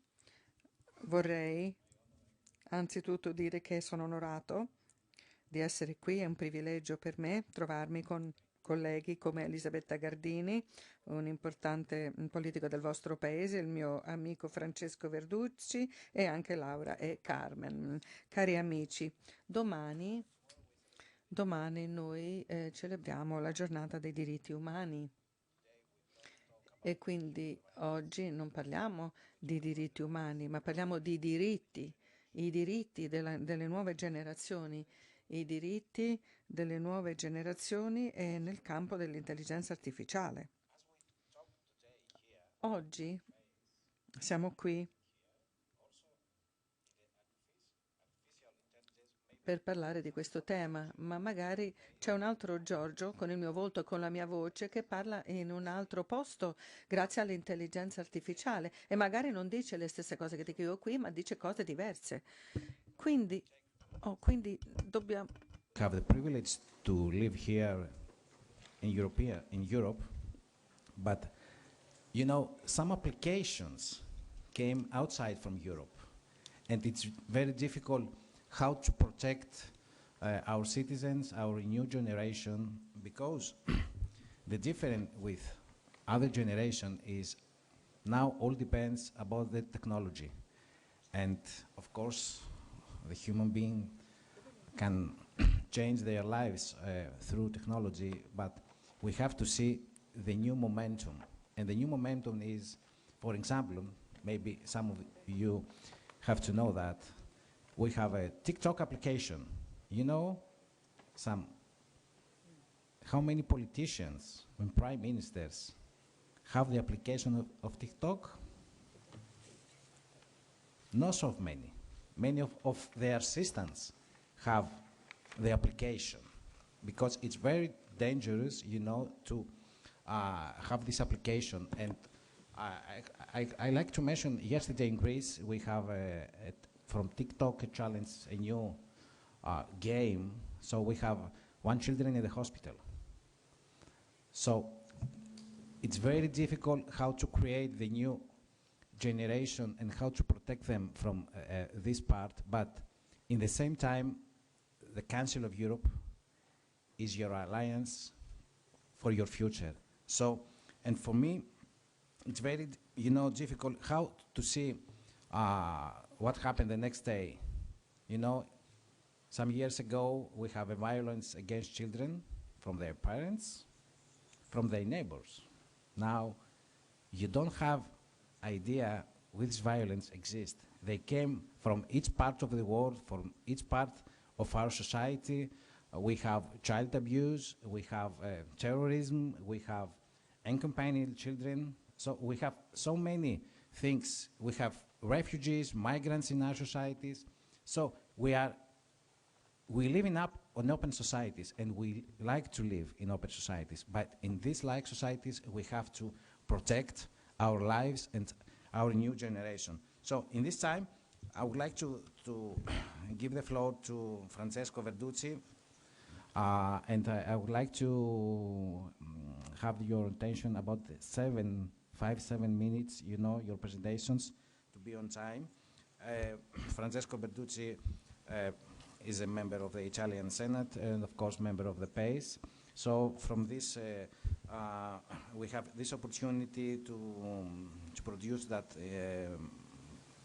Francesco, you also General Rapporteur on combating racism, intolerance in the PACE of Europe. This is very great for us and for him, and we waiting how to produce your presentation about your theme. Please, you have the floor.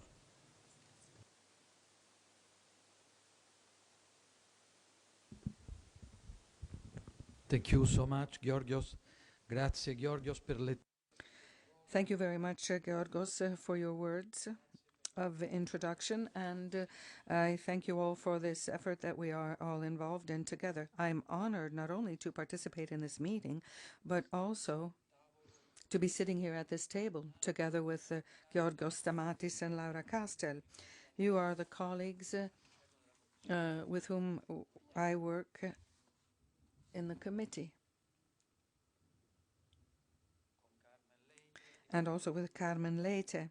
And my warm greetings also go to the head of our delegation, Elisabetta Gardini, and our colleague Elena Bonetti, who've been the promoters of this meeting today.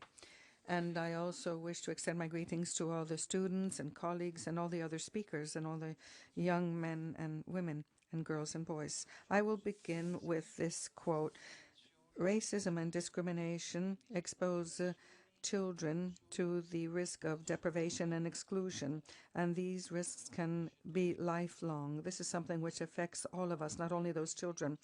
To protect the rights of all children, no matter who they are and no matter where they come from, is the safest way to build up a more peaceful world and a prosperous and just world for everyone." These are the words spoken by Catherine Russell, who is the Director General of UNICEF, during the presentation of the report Denied Rights, the Impact of Discrimination on Children.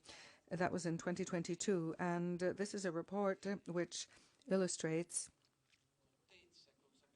very clearly the fact that there is racial discrimination, the prevalence of racial discrimination. It reminds us all that violence and intolerance and racism are always hateful, no matter what form is used. But when they target children, when the victims are children, then this is even worse. And the impact is much greater on all of our society. So discrimination and racism are forms of violence, and they are stress factors which are at the very basis of the structural gaps that we see in all fields, and they also limit the ability of parents and of societies as a whole to provide support, which can ensure the resilience and the development and growth of children. The exposure to racial discrimination is a source of trauma in the lives of many children, and this has a negative impact on their abilities. It will later on in life, their mental and physical capabilities, and of course it also impacts the kind of support that parents can provide and societies as well. So what are the most effective tools to counter this phenomenon? Clearly, we need national and supranational norms. We need international conventions, because these are essential instruments that would help. But we know that oftentimes, most of the time, despite our greatest intentions, those norms are not sufficient at all. And this is widely believed, and that is to have to initiate a criminal proceeding should be a last resort. In fact, countering these discriminations should be done differently. For example, in our country, in the previous parliament, and I'm also speaking here on behalf of the Extraordinary Committee Against All Forms of Discrimination, which we have at the Senate here in Italy, and it is chaired by Liliana Segre, a life senator. And we carried out a fact-finding mission in that committee, in fact. And we saw that the current law in our country seems to be very advanced on paper. However, if you take a close look, it doesn't seem to be effective at all. And this is because we underestimate the phenomenon. And this is because victims of hate crimes find it difficult to report. And this is what we call underreporting. And public authorities, despite the laws that we have a hard time in receiving these reports and in acting with resolve and with professionalism. And this is what we call under-recording. Now, this is all the more so when this form of discrimination isn't seen as a hate crime. In fact, we have specific offenses in our code. And this is what happens when these incidents are in the realm of hate speech.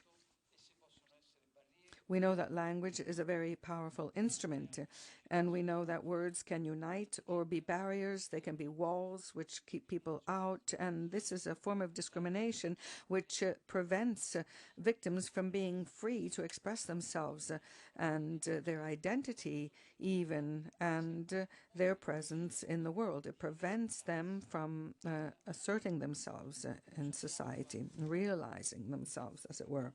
We know that it is important to condemn hate speech, but often there is the ambition to protect freedom of expression. So this is complicated. Even at supranational level, it is difficult to define hate speech and to see it in a binding way, as it were. And yet this is what we need, because it would be easier for us to distinguish it from other phenomena, violence or discrimination against minors, for example, bullying. But this is different from hate speech. With hate speech, what we have is that the victims are always members of minorities or target categories, you see. Now, we need a better definition in the context of the Digital Services Act, where, however, each European country has to define what it means by illicit content.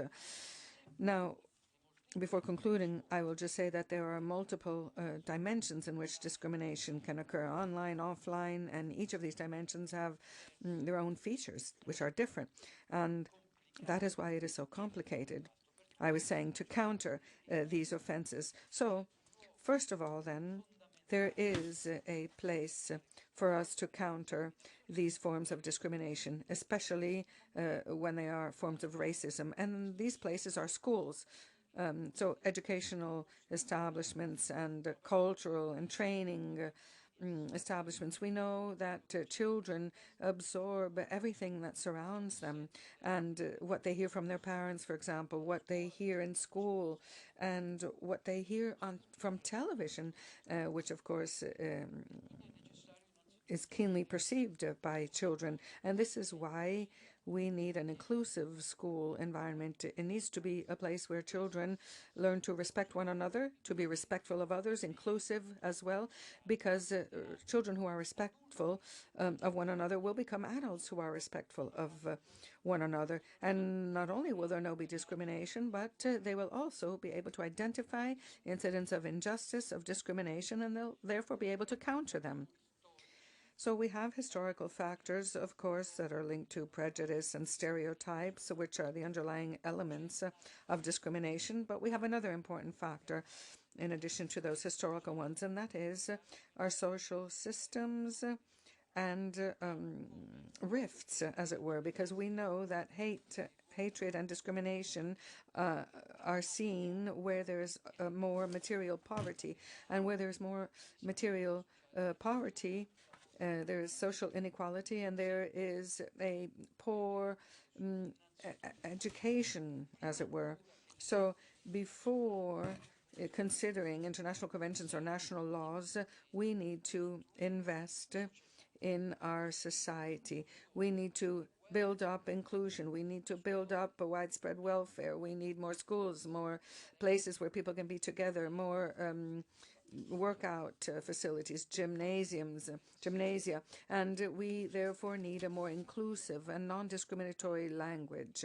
And in particular, what we need are rules which will help us to counter the commoditization of hatred and racism, or the monetization of hatred and racism by these online platforms. We need accurate information which will not amplify prejudices and stereotypes, because we know that this is where racism and intolerance come from. Children are most exposed to this, and this creates damage which cannot be repaired. And this undermines our democracies. Thank you.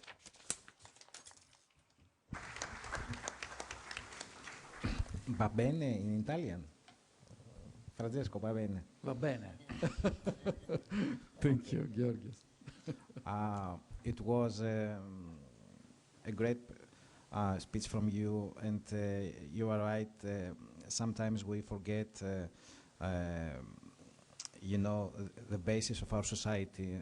We don't talk about the poverty, about the inclusion, and how to empower the new generation of families in the new world. These days, these months, these years, we talk about the war. We don't talk about the peace. Okay, and I think it's now a great opportunity to talk about the multiple discrimination. Some of people with disabilities, from Roma community, or from migrants or refugees. We need open schools, and of course we need to educate the teachers about the new things from new technology. And of course, we need good practices and role models. We have to see, the political dialogue, what happened after the US elections. Now, if you are talking in Europe, in democratic countries, about the LGBTQI issues, about the minorities, you are targeted that you belong to the woke agenda. Okay, we believe, not woke agenda, we believe to the open societies, of course. And of course, we believe in the rule of law, the democracy and human rights. And here we are to not only to protect the children, but to create a great future than we receive from our parents. So in this time, it's very interesting to see what happened about the, from Laura Castel, from Pace, from member from Spain, what happened about online violence and violent pornography. We need to have relationship to love each other, but we have to protect our bodies, our sensitives. So many children, many teenagers suicide after this, what happened, the pornography, and about this, the new type of revenge from the new teenagers. So it's opportunity to see. But before I give the floor to Laura, I think it's, I have to say that we talk about the protection. So when we talk about the protection for everything, maybe some things we lose in this way. So I start, then I was beginning from the speech of Francesco. Many things depends from our schools and from our families. So, Laura, you have the floor. Thank you, Georgios. distinguished colleagues, dear friends, particularly the youngest ones. It is an honor and a real pleasure to take part in this important event. I would like to begin by commending the organizers for this initiative. The safety of children in the digital world is a pressing issue. Moreover, the online dimension of this issue makes it international and cross-border. Therefore, it is an excellent idea to compare approaches and learn from the experiences of various individuals and organizations from different European countries. I am especially pleased to speak in the presence of young people whose lives are directly impacted by the challenges we discussed today. I would also like to underline that the issue that I will discuss, violent pornography, not only has an impact on children and young people, but also on the rest of our society. In recent years, pornography has evolved considerably. It has become increasingly accessible by everyone, including children, even on smartphones. The online dimension is central to pornography, as the internet has become the main medium for this kind of content. Platforms where self-produced pornography is uploaded and shared have also emerged. At the same time, pornographic contents have become increasingly extreme and violent. In France, a recent report published by a gender equality authority found that 90% of pornographic content available online features verbal, physical, and sexual violence towards women. The sum of two elements, the easy online access and the violent nature of most pornography, makes it strictly relevant to the subjects of today's event. We cannot ignore that this is a very gendered matter. When we talk about violence in pornography, we are typically referring to violence against women, just like in real life, in the street, or very often within an intimate relationship. The victims of physical and sexual violence or verbal abuse and of humiliation are women and girls. These facts led me to initiate a report on violent pornography, which I am currently preparing for the Parliamentary Assembly of the Council of Europe. I consider it crucial to explore whether violent pornography can be potentially considered as a form of incitement or instigation or digital manifestation of violence against women, as is said by Grevio, to violence against women. While I do not necessarily refer to incitement as defined by the criminal law, I believe that violent pornography tends to normalize gender-based violence, sadly, almost to glamorize it. The link that this type of content creates between violence and the degradation of women and sexual pleasure and sexual arousal presents violence as something desirable. This is particularly concerning when the viewers are younger people, not only because they are impressionable, but also because they lack experience and alternative source of information about sexuality and relationships. Comprehensive sexuality education should be provided to all the students. It should, of course, be age-appropriate and evidence-based. In addition to the content traditionally considered as part of sexuality education, it should focus on the important notion of consent, and more generally, on respect. The chronic lack of comprehensive sexuality education in European schools should be addressed. In some cases, school curricula do not include it. In other cases, the teaching is required on paper, but is not actually provided. If, like I believe, violent pornography may be considered as an incitement to violence, we should seriously consider banning or restricting this kind of content.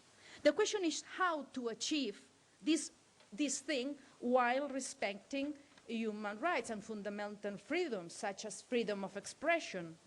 This is, of course, a cornerstone of democratic societies and a crucial element to take into account when legislating on any matter.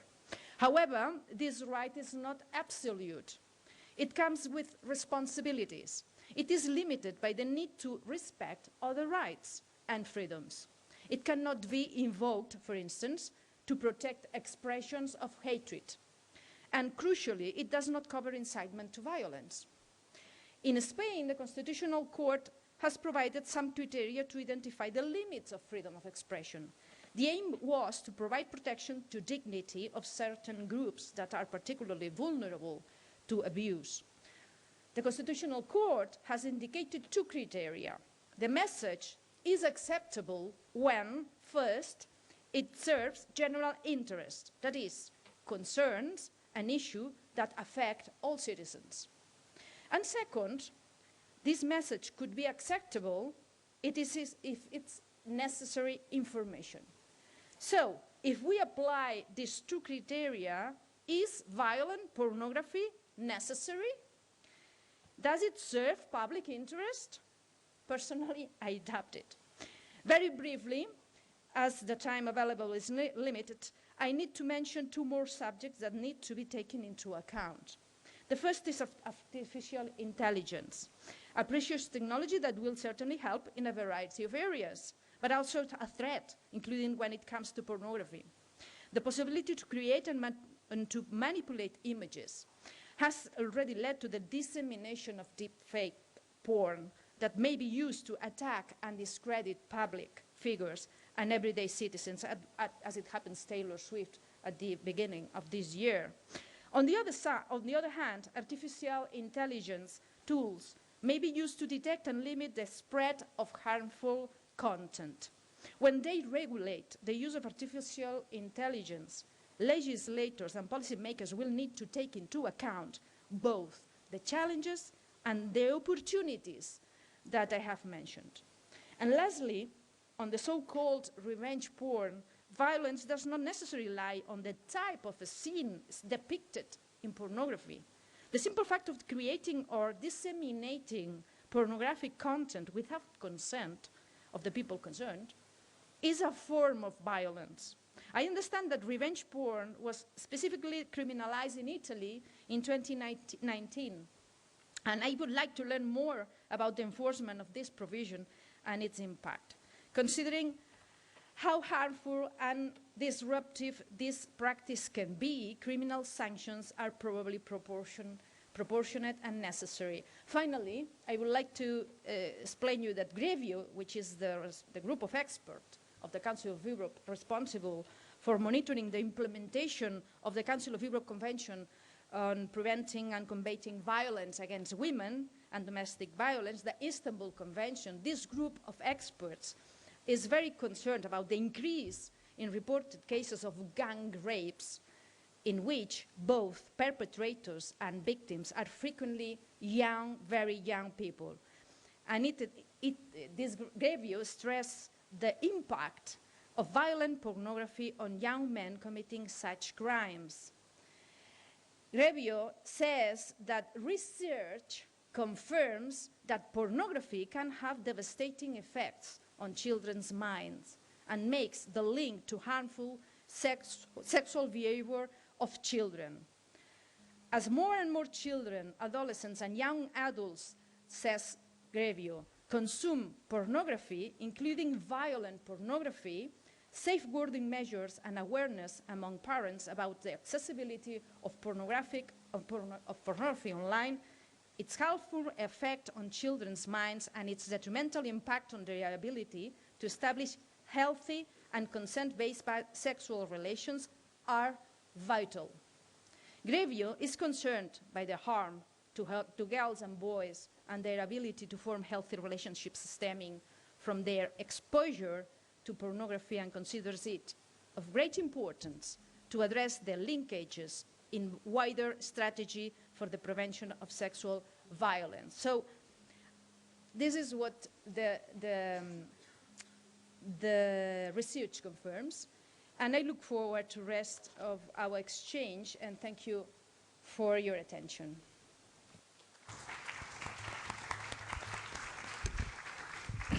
Thank you, Laura. And of course, we don't have to forget when we talk about the online violence and violent pornography, we talk about the money. We have in this option, in the dark web, we have revenge pornography, we have online violence, especially in people with disabilities or with the kids until 3 years old. So in this time, we have to see that also we have the clients. Somebody wants to buy this product. So we talk about an industry in the same time. And of course, as Laura say, we have to protect especially women because they are more victims in revenge pornography, in online violence. So in this case, I would like to welcome Maria Rosaria Romano. Mrs. Romano is Director of Division 2 of the Postal Police and Cybersecurity Service. And she talked about the experience of the Italian Postal Police. So, Mrs. Moreno, you have the floor. Grazie per questo. Thank you very much for your invitation. I wish to thank you, Honourable, for being here with us this afternoon, because this is a complex and multidisciplinary issue. My experience is operational. I am the director of Division 2 of the Postal Police, and our role is to tackle the offenses from an operational standpoint, because we are law enforcement operatives. The National Police set up dedicated units which analyze and monitor and counter the online offenses. We have different kinds of offenses. There can be different kinds of incidents, for example, sextortion, revenge porn, and grooming, and all child pornography related offenses. Now, our investigative techniques vary because our difficulty is to identify the offenders, and we must also protect minors. Minors are our priority. Now, online offenses are pervasive, and they are different from traditional offenses. They are pervasive because of the outcomes produced and because they can reach out to more individuals all over the country. Now, why is our work a bit more complex? It's because we have to identify individuals who commit these offenses, and in particular, we have to identify them, and we have to use the most advanced investigative techniques, because technology advances, and therefore our investigating techniques must advance. We cannot keep doing the same thing. We have to keep up with the technology. Now, we have specialized units, therefore, that have been set up, and our hub is at the central offices for our forensic police and cybersecurity, because we need specialists who are able to counter these phenomena. They need a different kind of training to do that. Now, what is it that we do?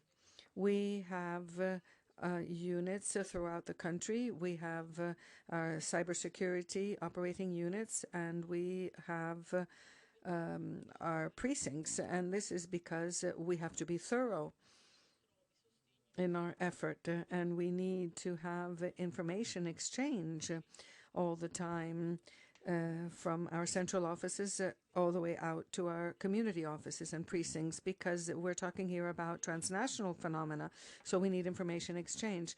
Now, many of the distinguished speakers and panelists have already pointed out some of these issues, and that is that we have victims who are all over Italy somewhere, or else we have individuals who we can intercept as being abroad.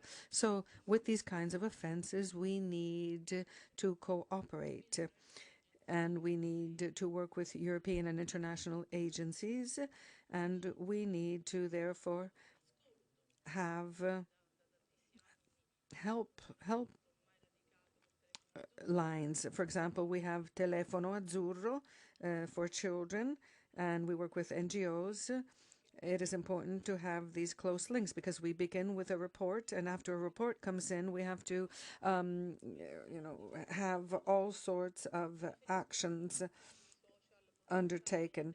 Now, we know that social networks are also part of this picture, especially when it comes to suicide, for example, because we can have an offense committed, but there can also be other emerging phenomena, and therefore we need to take action. First of all, we need to have some sort of corrective measure together with the social platforms, and I'm referring here to the challenges, as we call them. And on the other hand, we also have to take action when we know that there is some suicide attempt, and we have to immediately intercept the individual concerned on the spot. And that's why with the telephone helpline, we have this wonderful cooperation. It is very effective, and we also have to cooperate in different ways, because with these kinds of phenomena, cooperation is cross-border. In fact, we have international task forces set up as well. On the one hand, with those task forces, we can exchange information, which we need in order to identify victims, unfortunately, because when we talk about law enforcement operatives, we often think that they simply identify the offender, but we attach great priority to victims instead. So if paradoxically we are fortunate enough to identify the victim, then we can immediately secure that victim and make sure they are safe. Some of the difficulties are linked to our laws, for example. We know that everybody's dealing with the issue of AI, artificial intelligence, and we need a law that can somehow cover everything that is created by AI. In other words, deep fakes, all those sexual materials, sexually explicit pictures and materials, and all the instruments used to produce those materials. We know that the laws are lagging behind these phenomena. Now, at European level, for some time now, we've contributed with regard to the obligation to identify the material, which is important, of course, and for experts, we're referring here to materials which are classified with hashes, and we think this is a priority matter because this is how we can block the material. Without that instrument, that tool, we wouldn't be able to operate efficiently. The postal police does monitoring as well. We monitor new phenomena. For example, we are working with countries that we never would have imagined we would work with. There's a cooperation effort. Child abuse live streaming, for example, that's a new form of abuse, and we're working with non-EU countries as well. The law enforcement operatives are trying to block this live or streaming child abuse, and it's difficult at times to cooperate because we have to go over and above our traditional channels, you see. But fortunately, we are working with the Americans, with the British, and they make it possible to have this effective information exchange in order to counter those offenses. Now, what more can I say? Well, these phenomena cannot only be dealt with in terms of enforcement with countercrime. So we need to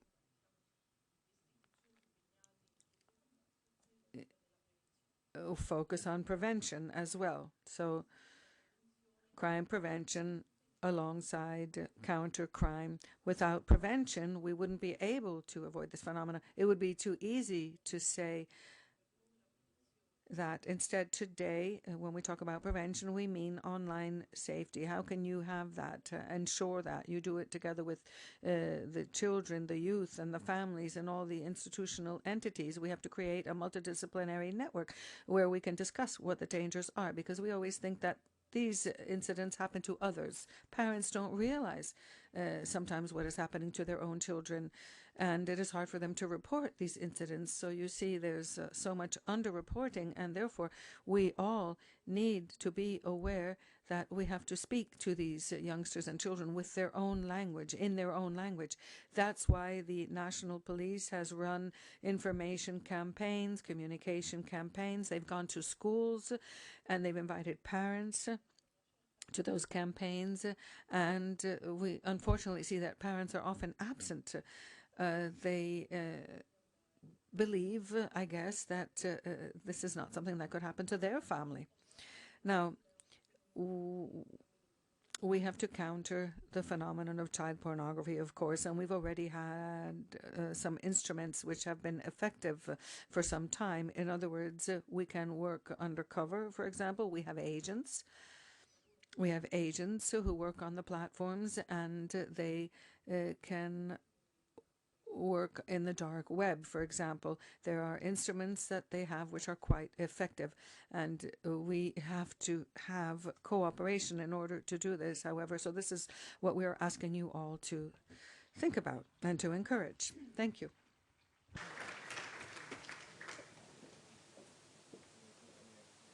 Sorry. We totally agree, Ms. Moreno. We have cooperation, and but in the same time, we need participation. I think Mrs. Bonetti is a rapporteur from youth participation, for children participation, and I think it's a great opportunity after his reports to see how children they want themselves about the next day, about what they believe about the technology, about the social media. Before we talk about TikTok, but we have to talk also from the Instagram. Okay, everybody knows what happened. Okay, everybody knows what happened. After the collapse of Nordic model, you know, many people, not only women but boys, they're looking for a better future through Instagram. And most of them, they travel to Arab states for their future. And we talk about prostitution. We don't talk about the sex worker. That is something different. So in this cooperation, I would like to invite Mr. Mark Beavan from Interpol, and of course, coordinator of Crimes Against Children Unit in Interpol. So the floor is yours. So I think you talk about the abuse. 3 days in Strasbourg, we have a great event about the child abuse and what happened in Switzerland 67 years ago. And I think it's a great opportunity and honor to have you here to tell us about the cooperation with police from Interpol. Thank you. Mark Bevan dell'Interpol. Do I need to turn it on? Oh no, we're good. Okay. Hello everybody. Thank you to the Chair and colleagues for the invitation to speak here today at this important event, and thank you to the hosts of the venue for a very warm welcome. I'll keep my input brief because you've all been listening very patiently for some time. Let's try and get the energy levels up a little bit with a few slides for me to just show you some of the core capabilities of how Interpol combats online child sexual abuse. So, Interpol's Crimes Against Children team is a team that Interpol created to dedicate special expertise to this crime area, and I head up that team. I am a detective chief superintendent from the UK, and I'm seconded to Interpol for the next 3 years to build the strategy and the operational activity to combat this crime type. So my team's objectives are to reflect on challenges posed by online child sexual abuse at the global level and everything raised by the speakers today so far resonates with the information and my experience so far at Interpol. The objective of my team is also to enhance the understanding of the importance of international law enforcement cooperation, to develop awareness of current international initiatives in this crime area, and to find ways to benefit from and contribute to them. So, how many of you have seen the film The Red Notice with Ryan Reynolds? It's quite a good portrayal of what Interpol does as its core functionality. It shares information across its 196 member countries, a really powerful network of sharing intelligence and information to combat all types of crime. But the notice that's really pertinent to online child sexual abuse is the green notice. And that's because this is the notice that we use at Interpol to share information, and specifically for child sex offences in relation to travelling child sex offenders. So we've heard quite a lot today how offenders in this crime type work across boundaries. So there are no geographical boundaries for offenders in this crime type. So they will offend from one country and target victims in another country. So Interpol's Green Notice is a really good way of dealing with known sex offenders who've been prosecuted and may well offend again. But it's also the notice that we use to share information about people who are just starting on their offending journey. And then I just wanted to share some statistics with you around our dedicated database. So Interpol has 19 databases, and it's got one dedicated just to online child sexual abuse material. So countries around the globe that are connected to the database, there are 72 out of the 196 that are connected.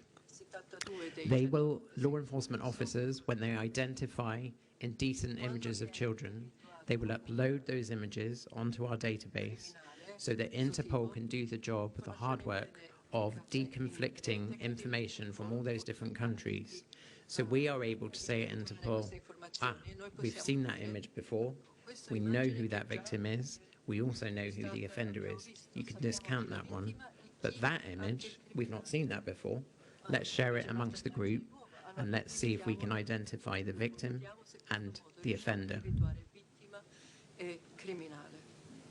And so I put some statistics up there that relate specifically to Italy. So Italy joined our network in 2011, and you can see on the screen there just how many victims and offenders Italy itself has identified on the database. You good? Oh, I see. Okay. Is that better? Okay. I need to shrink down a bit, I think. Okay, so, and then just very quickly, I just wanted to show you that our database was built a long time ago at Interpol, and it wasn't designed at the time it was built for the volume of material that our countries are sending to us. So typically now we will see a lot of video footage rather than just still images, and of course that takes up more memory. So we are rebuilding our database to service the future. You've heard of artificial intelligence being mentioned today. So we are seeing, unfortunately, an increase in artificially generated material. So that could be, for example, the real face of a child put onto an avatar body, and all the nasty offending from someone's imagination that then takes place. That takes up a lot of storage space that Interpol currently will not have unless we rebuild our database. So we've got a significant program of work to deal with that in the future.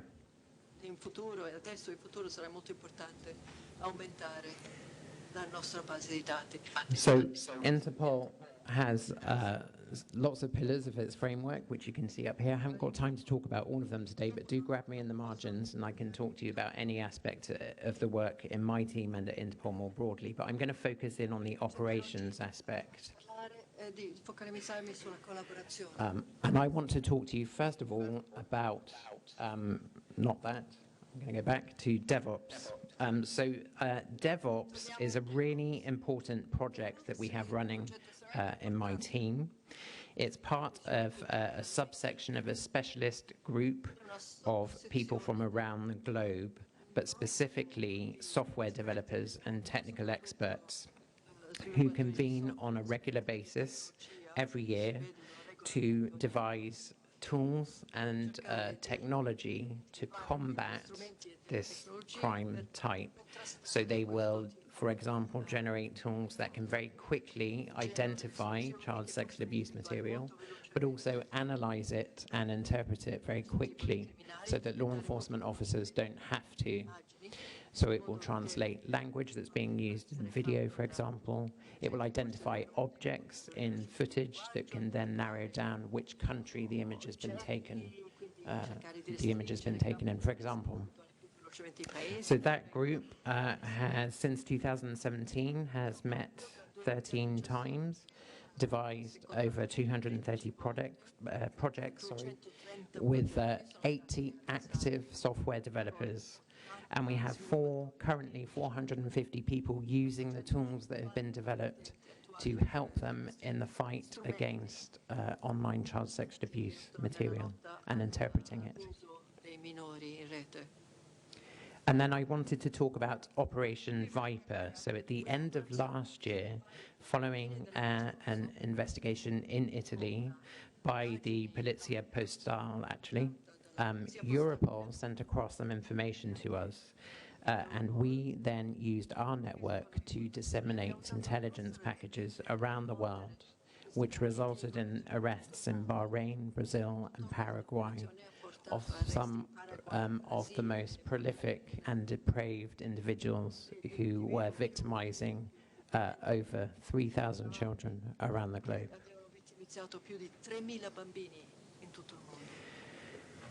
And then I just wanted to talk about something that we're going to focus on in March next year. We've heard colleagues talking about the effect on some individuals when they are subject to child sexual abuse material threats. So specifically, sextortion. So this, we call it at Interpol financially motivated sextortion of children. And what I mean by that is the threatening to expose sexual images of someone if they don't yield to a demand that is being made, and in this case a financial one.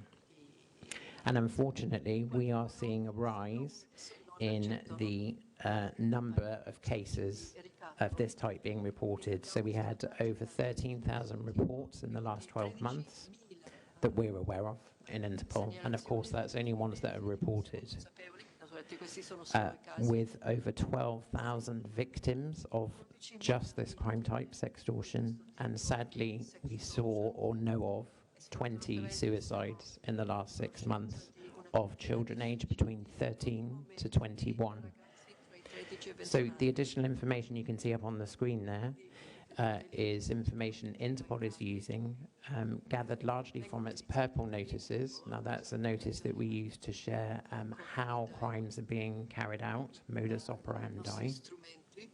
And we have decided to do a targeted operation in March next year with colleagues in Europe and from the UK to see if we can disrupt some of the organised crime groups that are targeting vulnerable children in Europe and beyond. So I just wanted to share that with you as something that we're hoping to do in March next year. And so I just wanted to reflect on the title of this panel, the challenges that we're seeing in Interpol in this crime type is a change in the mode of offending. We are seeing AI-generated child sexual abuse material as one of the main emerging types of material. We're seeing a massive increase in the volume of data, so the amount and the type, the video rather than photo, is increasing month by month. And we're also seeing a change in the way that people pay for this material, so they are using cryptocurrency increasingly more than any other method. And for the way forward, again, reflecting on the panel title, I see it that we can only work in collaboration with the tech industry to develop and consistently evolve tools to detect and remove child sexual abuse material. So I welcome the recommendation of the report, specifically for the hash database, and I would suggest that Interpol's ICSI database is certainly the hash database for child sexual abuse material. And I agree there are concerning legislative gaps, noticeably in AI-generated material and avatar offending. And Interpol supports the regulation of industry platforms to step up and do more to help with this fight. Thank you very much for listening, and look forward to hearing more from the young people later on.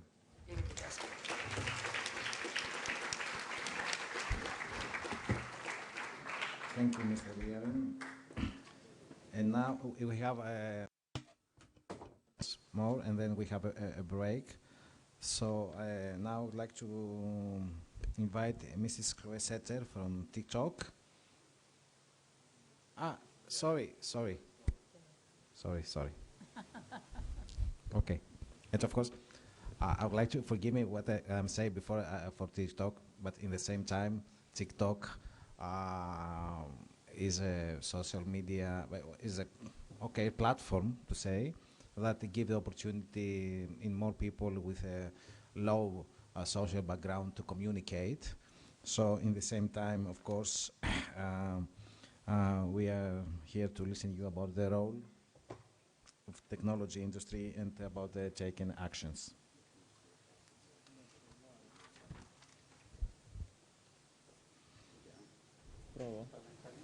So, the floor is yours.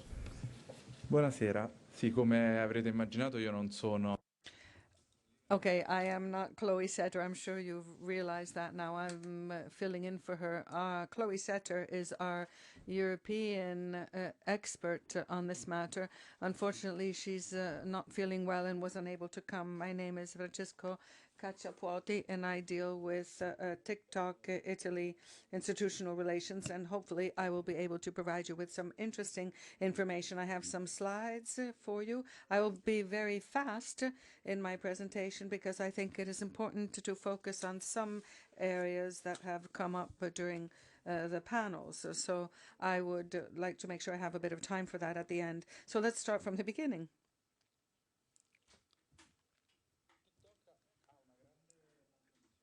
TikTok focuses a great deal on the issue of child safety.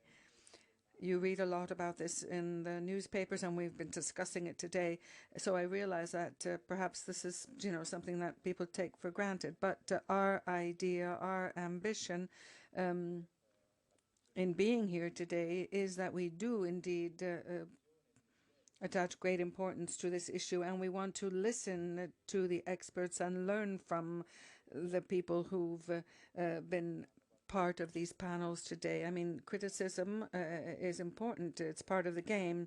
Now, I think that the fact that we want to listen to the experts is important because from the very beginning we've focused on this matter, and there is room for improvement, a lot of room for improvement. We know that we don't have a ready-made solution in our pockets. Unfortunately, we don't. We would love to be able to announce today or in the near future that we have indeed resolved the problem and that we have a solution for age verification and all the online risks that there are. But that's not so. That's not the case because first and foremost, it's not that we don't want to do this, but it's just that it's a complex problem. And it's complex because, first of all, it has to do with technology, and there are many players and stakeholders involved. Earlier, there were points made, and I kind of want to tie into those, and one of them is this. In fact, the fact that there are many players. It isn't so. It isn't only a question of platforms. It could be mine and others as well, of course, not only mine. The fact that minors, that children are online, means that they have a cell phone, that they've learned how to use it, and they have certain applications on their smartphone. And obviously, it's a complex problem, which is going to require a solution which is just as complex, and it's going to have to involve the same stakeholders that revolve around children. TikTok is designed on the basis of a model which is called age-appropriate design. What have we done? We've subdivided our users into age groups in order to provide them with instruments which are age-appropriate. The first is the group from 13 to 15, then 16, 17, 18, and then adults. These are the different age groups, and we have the groups because we know that we have to sort of support or accompany these children as in everyday living, because the digital dimension is no different from the regular life dimension, because in regular life, offline, you learn how to do certain things in families and in schools. They teach these children about some kinds of content and materials, but this is something that needs to be done online as well, not only offline. So we know that this is done in the cinema and in video games, for example, already. And we know that at different ages, there are different contents and limits or restrictions that can be more or less strict in order to protect those children. Now, this is what you see when you sign up. It's the age gate. This is what you see on TikTok.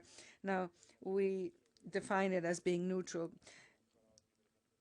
In other digital services, for example, they ask whether the child is over or above a certain age. They just ask them to key in their age without specifying the minimum age to access those services. Now, usually the age, if the age doesn't meet the requirement, then these children cannot sign up. And then we have the account monitoring stage for minors under the age of 13. We have keywords to do that, certain signals. We analyze their bios, in other words, the descriptions that they key in to their profile, for example.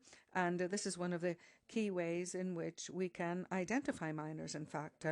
And then we have reports, of course, from other community members. Now, this is something that was mentioned earlier. We were speaking of the DSA and the instruments that are made available. Well, when we identify an account as belonging to someone who is under 13, we usually suspend that or remove it from the platform. However, the user can appeal. In other words, they can prove that they are of the right age to be able to access the platform. We have a third-party supplier involved here. We are not directly involved in this age verification process. The user will send in their identity card to the third party, and that way they can verify whether it is age appropriate or not.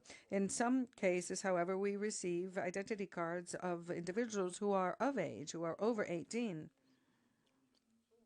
So, not only is this system circumvented, in other words, being able to determine whether they are below or above 18, but as I said, we have different age groups, and it becomes useless. What am I trying to say here?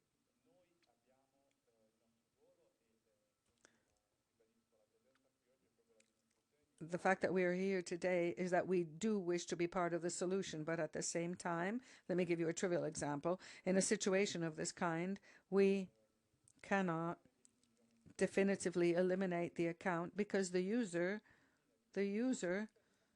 has demonstrated that he or she is of age, over 18. So not only do we have to leave that account there, but we cannot restrict him or her in any way. So you see, this is a dual risk for the user, making all the efforts that have put in place vain. We have multiple instruments that are available. for our users, whether they are of age or not. And I'm going to go through this very quickly. Let me just mention a couple of them. These are the tools and features that will just give you an idea, and then if you're interested, we can go back to this later. So one of the points is to limit exposure to the main board of minors. So we've turned off some features for accounts under 16, for example, who are at risk. And these are accounts who will not have access to direct messaging. And obviously, that's the most direct way of connecting with someone. And we exclude their contents from the main feed. We have the feed where all the contents are available, and accounts under 16 can post their content. However, they will not appear on that feed to limit their exposure. And at the same time, they cannot organize any live webcasts, which are very popular on TikTok, but they're not able to go live. Now, we also have parental control. This was mentioned earlier. And let me say that parental control exists for devices as well as for platforms, and both of them are very important. Now, in the Apple Store, TikTok is a 13-plus application, you see. So we have that age limit, and if you are below 13, you cannot download it. And you can use our family pairing system. So over and above the use of the device, you can pair the account of a parent or a guardian with that of a minor. We have two categories of information which are important. The time spent on the platform, how much time they spend on the platform, how many times they open the app, and that's another important piece of information. And then the possibility to limit, the privacy and safety features, what searches you can do, and the notifications at night, and then the time limit of usage, limiting usage time. Now, we have different ways in which we can monitor content on TikTok. First, we use artificial intelligence. Imagine all the videos.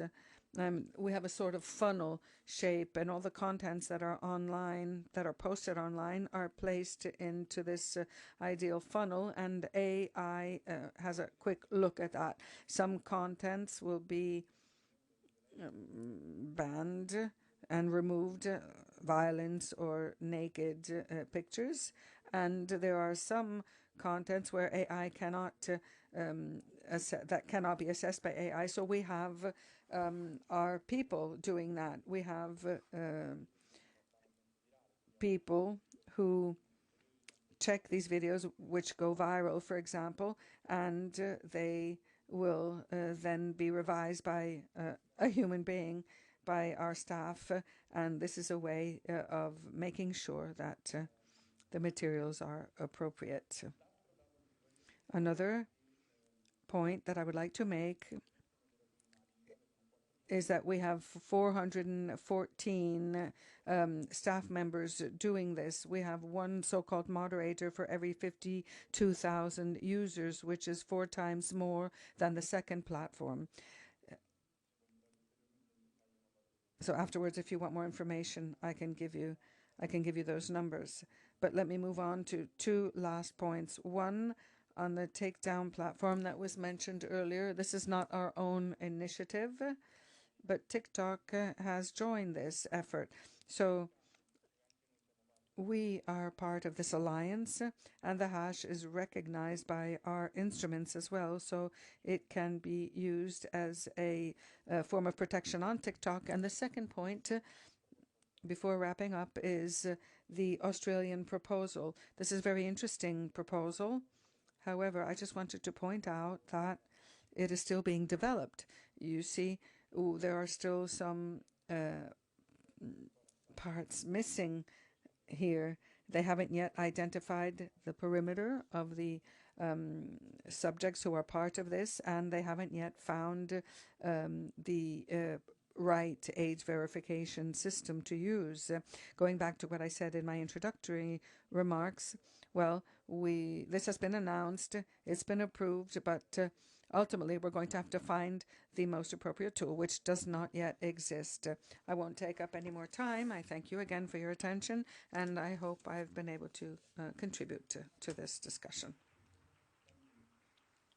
Yes,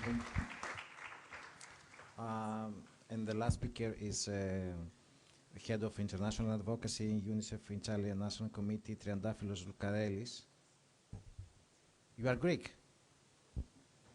We are everywhere. So, great honor to meet you. Ευχαριστώ κύριε Πρόεδρε. Παρακαλώ. Thank you. Io parlerò con la mia seconda lingua madre perché sono greco-italiano, italo-greco. Allora, intanto volevo ringraziare. Well, I'd like to start by thanking the Italian Parliament for this initiative and for the very good speakers that we've heard so far, who have provided us with a lot of information, and the Parliamentary Assembly of the Council of Europe, PACE, and thank them for this work, this report on the resolution on the protection of children against online violence. I think it's really important, and greetings to Chair Gardini and Bonetti for having organized this this meeting, and it's nice to have it organized in this way with so many young people here. I have 7 minutes, so I'll try to be brief. I'm the last speaker after 3 hours, and we're all waiting for the coffee break. And second, because our colleague who spoke on TikTok has attracted some interest, and I'll try to follow along that line. I represent UNICEF, as you know.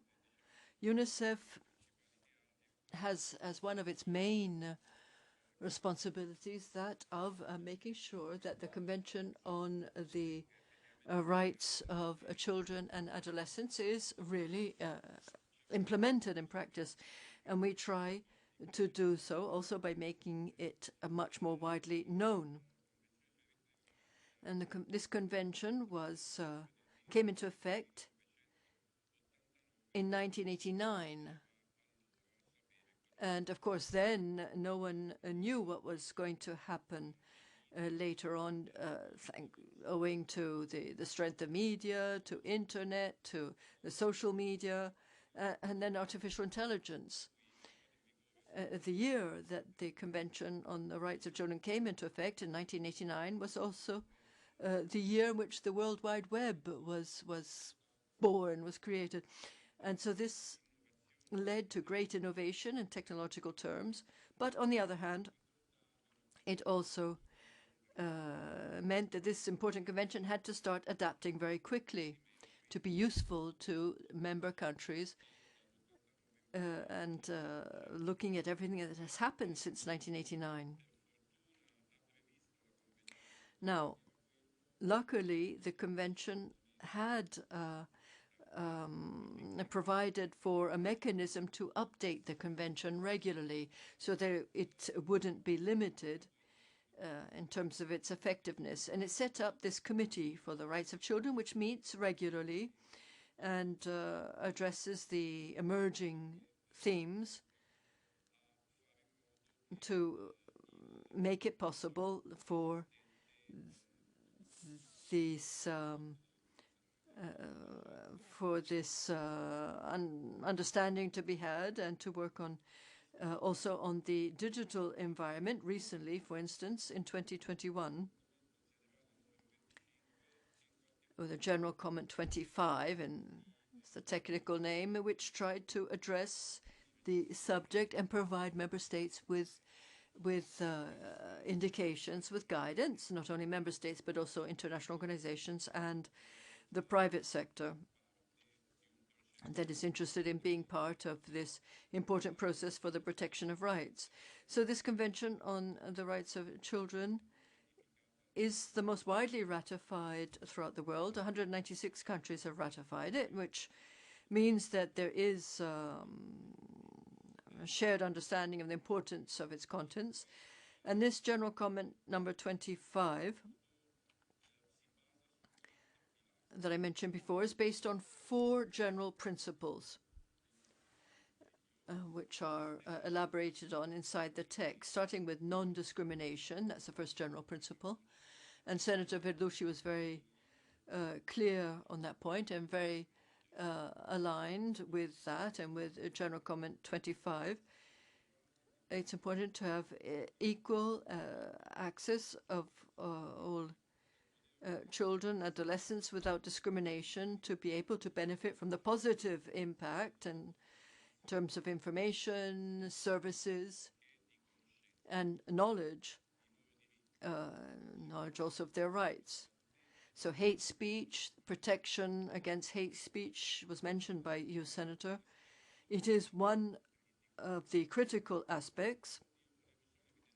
And I simply would like to highlight one part that perhaps we haven't mentioned as much, but which is important, and which is the tendency towards self-isolation of people who have been targeted by hate speech, or maybe not even targeted directly, but who know that if they were to somehow emerge, they would be the targets of hate speech. So they tend to withdraw not only from the media and the social media, but also from a social life, because they fear being sort of overwhelmed by a negative wave of hate.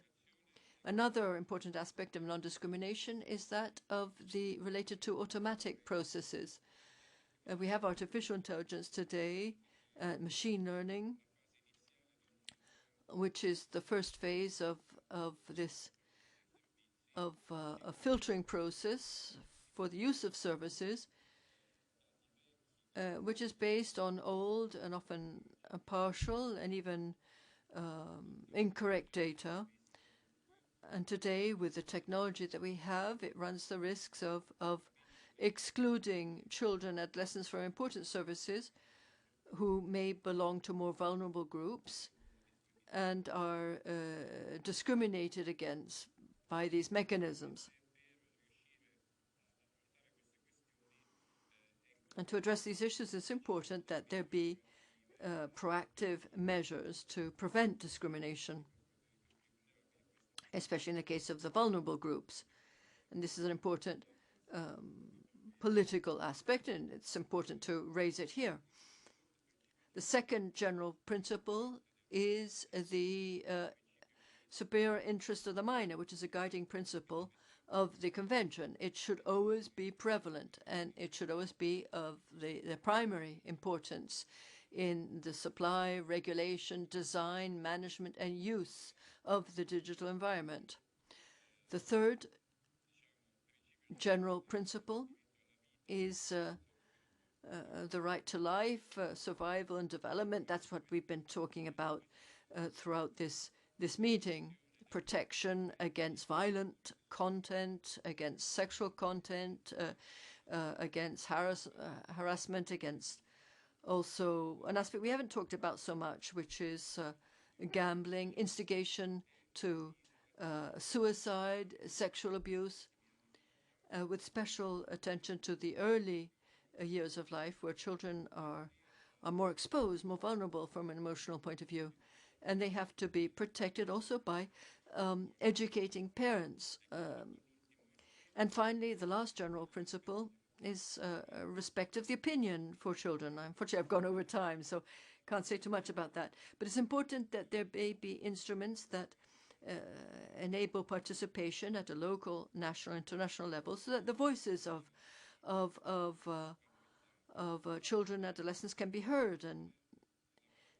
And this means promoting different instruments that promote access, but also awareness of the potential that exists, with equal participation of boys and girls along with adults, and we'll be coming to this subject in the next panel. And congratulations to Elena Bonetti for having planned this. It's important that technology be child-friendly, that they protect privacy, freedom of opinion, and the interaction of this environment with children, with minors. You'll find the general comment 25 outside of this room in its text, and I invite you to read it to learn more about it. I'll conclude with one last remark, and I really am addressing it to myself first. We often talk about minors. Perhaps we should start changing our language and speak of underage persons. Minors is a word that isn't always understood correctly. And it always sounds something like diminutive. So what we really mean is technical language, and it shouldn't mean anything than that. We understand it, but perhaps we could also just make an attempt to start using underage persons rather than minors. So we have only 5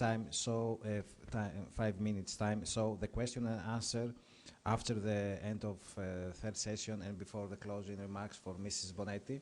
So now I give the floor for closing to Mrs. Carmen Luete from Spain. Thank you, young people, for listening to us. I hope that you are not very retired from right now. Well, I would like to thank the Italian Parliament for this day on a subject that is of great concern to all of us, and also to our Pay Social Committee for the participation on this event, especially thanks to the team, the Secretariat's team, Luis Barton, Prisca Bartel, and Alessandra that are with us today. Also, congratulations to Mr. O'Reilly for his excellent report on this issue. We all agree that the digital environment is a vital space for the development of children and adolescents. But unfortunately, it has also become a common form of bullying of children and minors in its many forms.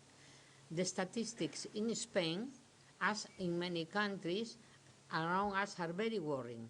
According to the Spanish Minister of the Interior, 3 out of every 4 children are affected, but only 1 of every 5 minors affected filed a complaint. For this reason, and also following the guidelines of the European Union and PACE, a draft bill was presented in Spain in June. The law contains measures to improve the knowledge of minors and their families about the risks of digital environment, and impose obligations on large operators and influencers in order to guarantee the information and rights of minors, especially the right to privacy, honor and self-image, as well as the right to the protection of their personal data and access to age-appropriate content. To achieve this, the draft bill establishes, on the one hand, measures for the public sector and for technology companies, and on the other, makes amendments to the criminal code.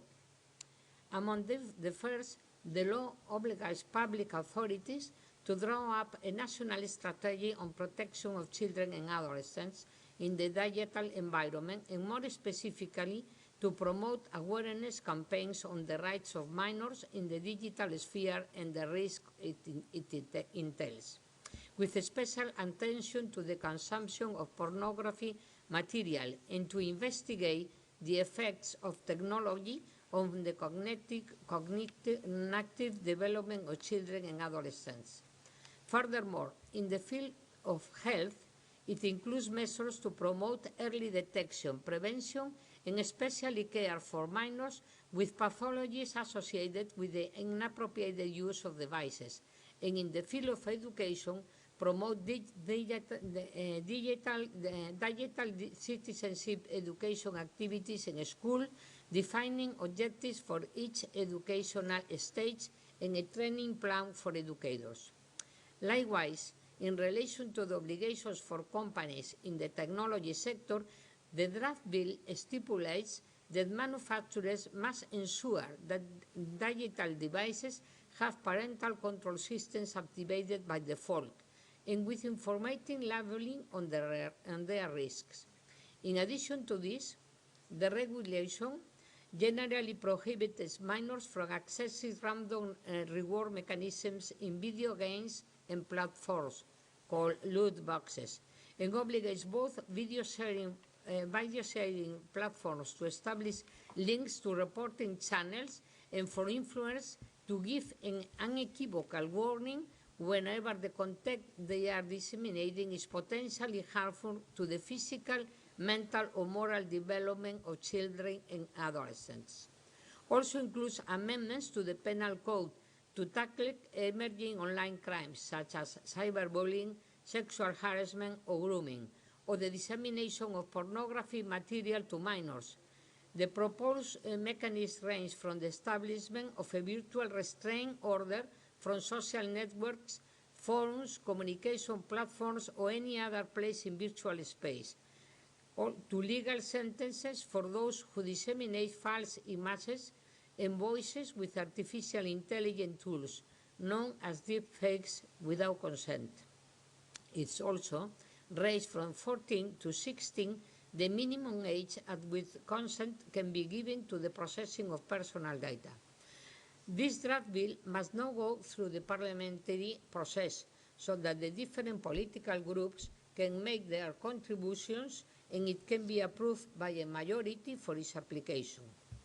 And just for afterwards to comment with you, that Australia has just passed a pioneer law to prohibit access to social networks by children under 16 years of age and provides for fines of up to 30 million euros for platforms such as TikTok, Facebook, and Instagram that violate it. I think that will be interesting to know your opinion afterwards. Thank you very much. Thank you, Carmen. Thank you. I would like to thank you for your passion for this session. I would like to thank the Vice President of PACE, Ms. Gardini, of course my colleagues Laura, Francesco and Carmen, and of course Secretariat from the Social Affairs Committee, and especially thanks to Liz. And I would like to mention something, Ms. O'Reilly, your report came in the right time, I think, and for example in my country, in Greece, now we prepare the new legislation about the protection in violence, in online violence against children, and this report offers us an opportunity to see, you know, the whole scope, and I think it's very interesting. But in the same time, I would like to close about the providers. Many things depends from the providers, but many things depends from our states, because we are more strong than the providers, and we have to prove that in our democracy. So providers, they have to stop using profiling tools and to follow DSA Article 28.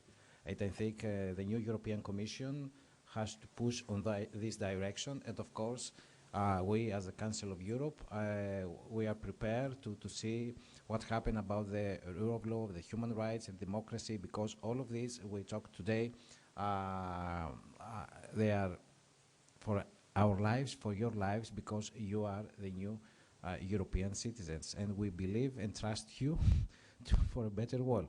Once again, thank you for your attention. Thank you.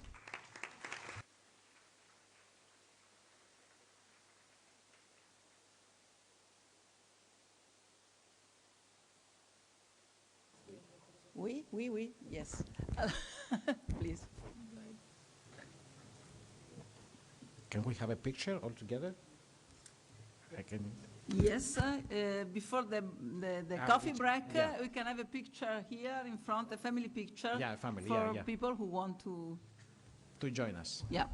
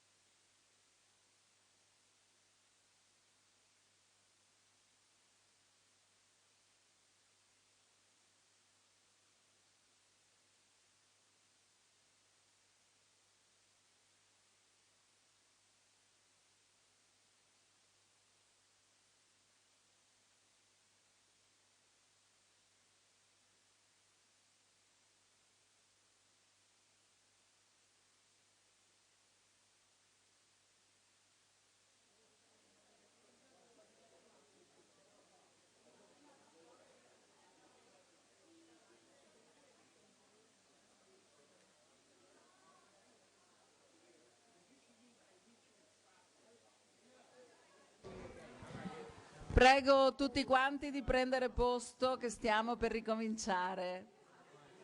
Dai.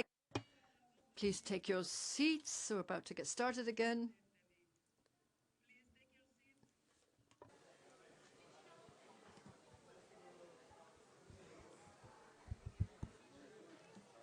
No, io questo qua.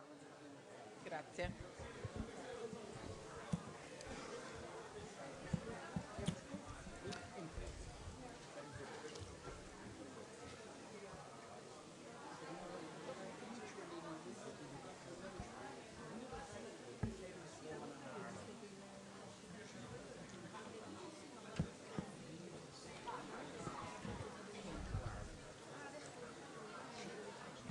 Bene, allora siamo pronti per ripartire con questo.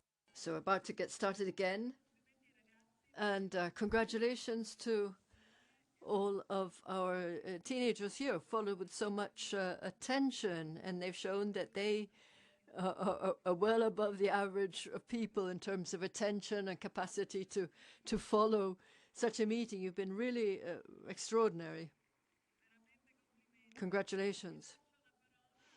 And I'll give the floor to Maddalena Morgante, who's going to be moderating this last panel.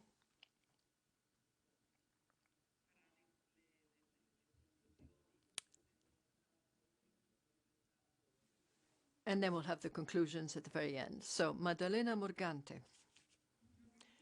Good afternoon, everyone.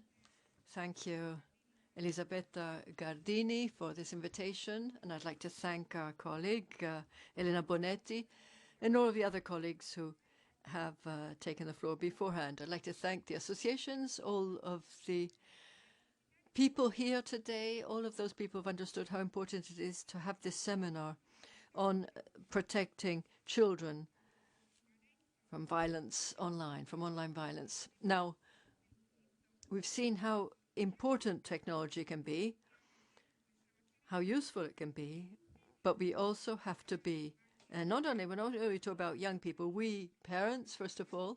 I have two teenagers myself, so I live this day by day. I know exactly what this issue is. And we all, as parents or as children, representatives of the institutions, must be aware of this. And to rise to this challenge, what we need to do is to network ourselves, network of families, institutions, associations, legal experts, law enforcement. And I'd like to thank them because they're always present, always ready to take action. Altogether, we have to create this network to achieve what I'm going to call digital maturity. And the two risk profiles have emerged in the last couple of years linked to the digital environment. The first is the widespread use by children, young children, and the second is digital exposure of children by adults. Now, before giving the floor to the speakers, I'd just like to share one thought. In this report, we see a very important paragraph on sharing multimedia material by parents on their own children. Sharenting, it's called by some. And it's said that it's very, very common, and often it's sharing even images of very small children, even infants. And in a recent article published in January 23, it showed percentages that are really concerning. About 81% of the children in Western countries are present online before 2 years of age. They're already there, with up to 92% in the United States. And down to 73% in Europe as a whole. And the same article also mentions the fact that every year parents share on an average of 300 photos of their children online. 300 photos a year online of their children shared. And I think that this is an important point to consider, especially when we think of artificial intelligence. And then there's another phenomenon called digital kidnapping. And here too, I think we have to understand the consequences that all of this can have. Identity theft, for instance, identity theft, and the online consequences, violation of privacy, all of the metadata being available, psychological damage that can follow. So I think it's really important for us to think together with all of the political forces on what sort of measures need to be taken. And I think that a seminar such as this one can help further that purpose. So now I'm going to ask our first speaker, Dr. Sania Bonelli of the National Council for Children, the Italian Ombuds Office for Children, to take the floor. Sania Bonelli.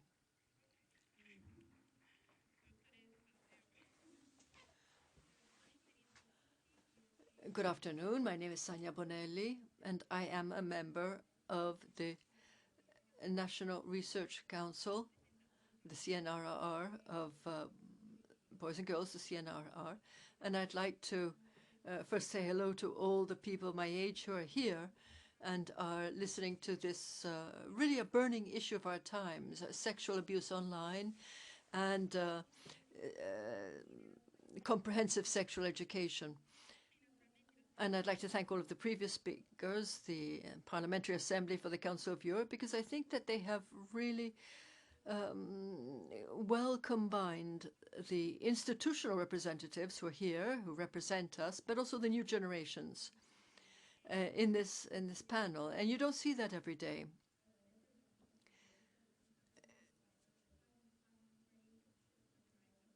And in the Parliamentary Action for the Rights of the Child 2024-2027, this is important. You've already heard a lot with very, very dense presentations. What I'd like to do is simply present our voices as the young generation and speak about this. In particular, I would like to speak about this National Council of Boys and Girls. It's an initiative of the Italian Ombuds Office. And I see all of our facilitators here this afternoon. They're always ready to help coordinate these initiatives of 50 members of our group, which was created in February of this year. We have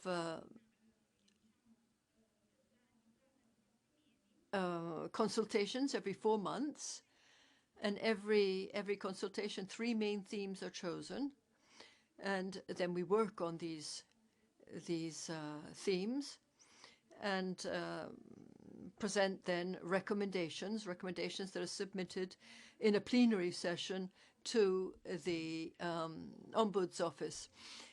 And these are the subjects that we have addressed. In our first cycle, we looked at school reform, diversity, welcoming, and the condition between school cycles and legislation. We talked about active citizenship in the second cycle and child labor and dependence. And in the third cycle, we've chosen youth psychological well-being, the gap between the North and the South, and equal opportunities. So I've heard some very interesting presentations today on this, which I repeat is a burning issue for us.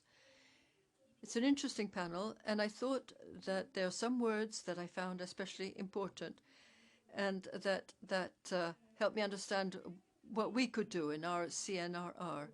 For us, it's diversity, colors, opportunity, education, present and future. These are the key words. And in this panel, I heard these words.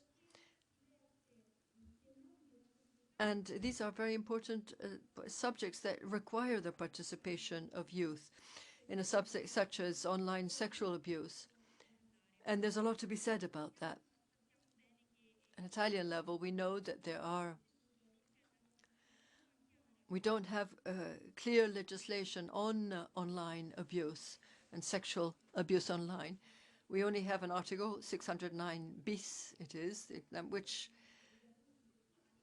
speaks of sexual abuse, but not specifically online abuse. Although Italy, for instance, has the law 61 of 2017 on cyberbullying.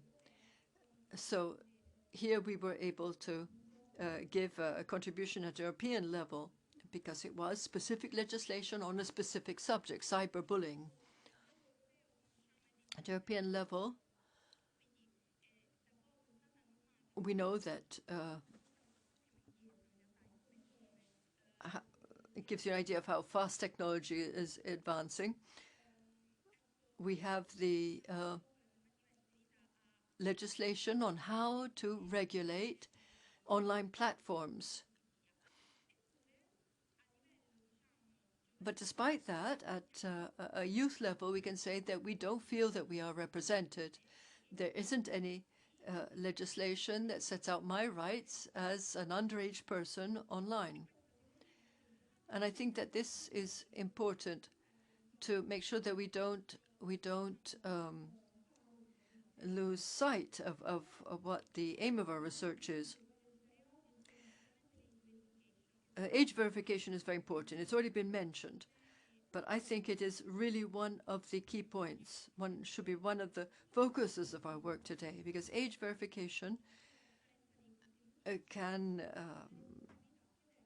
be very important in terms of transparency of the contents and also the accountability and responsibility of the social platforms, but also the users too. And it's also important because we have to be educated on how to be online. So I think that we should really emphasize this point. There is the responsibility of the platforms, but it is really as important that we start with this comprehensive sexual education, and it must include the online aspects. Plato used to say that the soul is the prisoner of a body. Well, the body today is really sort of the object of what we are. Because of fashion, maybe because online our bodies become objects. And this is what internet is creating today. We're not educated on how to use it and on what our rights are. We never speak about things like sexting at schools, or what it means to say no, or our consent, the use of our body, all of these aspects. And I'm not speaking about a strictly sexual education. When we speak of sexual education in schools, and here really young people must speak very clearly on this point, we really need to really focus on that word, comprehensive. It's not only sexual education, education on the practical aspects of sexuality, but education on the affective side, on emotions, on understanding your value, of being able to speak out, to say no, to say this is my body, to understand things like how dangerous sexting can be. There are rights and legislation, but we have to be aware of them. So all of this needs to be part of the education. And I think that it's very important that the panel address all of this. A lot has been said about age verification, but another important subject that was mentioned briefly is that of reporting. There's no need to explain what we mean by this, and they're very competent people here there.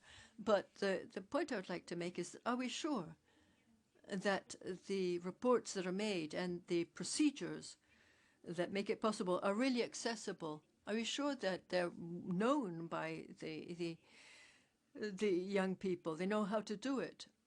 Less than 2 weeks ago, I was in a panel in Brussels,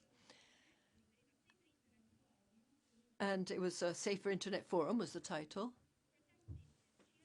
Protecting children and young people against appropriated contents. In other words, the subject that emerged from this forum is the inability to really give value to the reports that we have. Because a profile could be reported, but if nothing happens, then you lose interest. How long does it take to make a report? What categories? Think about the practical aspects and how difficult it can be. For instance, a victim of a cyberbullying online. Do you really expect them to fill out lots of modules, or how that report can really make it to the person? I think that we have a society of young people where there's a lot of abuse, a lot of violence, a lot of self-harming, and a high suicide rate, and that is the situation. So today,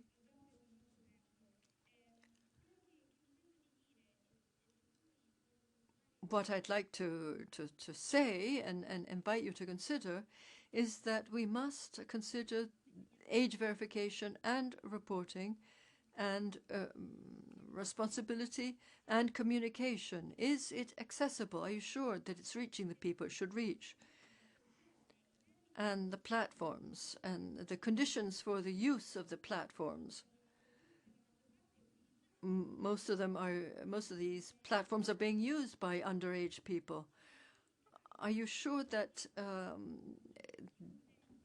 the rights of the users are communicated to them in an understandable way? And I'll conclude, very last point, on the responsibility of the technology companies and the platforms. I'm sure that we haven't done everything. There's a lot that needs to be done. And I see that when I look at both the institutional people who spoke before me and the young people before me. We are curious. We also are humble. We want to learn. And we want knowledge, and we want to be aware. And for these reasons, I believe that we can take care and sort of change that image that people have now of the new generation, in which they see so much violence, so much anger. I don't see that today. I see lots of people who want to talk, who want to build a future along with their present. And I think it's important that we not consider ourselves like Antigone, you know, in the Greek tragedy. She was the victim of a situation. Now, if we look at the machinery of internet, of the online environment, let's not be the Antigones caught up in a situation. Let's be the heroes and build the future we want to live in. Thank you very much to Sania Bonelli for having spoken on behalf of youth and for the initiative proposed by the Ombudsman's Office in Italy. It is important, of course, to focus on education, which is very important, but we also have to consider, alongside technical issues, ethical issues in the digital space. Over time, we have seen that people are not subjects any longer, but they are objects. And we must promote a culture of respect in order to respect the dignity of people. We have to convey this message, this concept. Now, we have a very short session, unfortunately, so I'm going to ask each speaker to take no longer than 3 minutes for their remarks. Now, since we've just heard from a young woman, maybe we could ask our young participants who've been following so very carefully. As Mrs. Gardini said, I'm sure that perhaps you have some questions yourselves, so I'm giving you this opportunity now.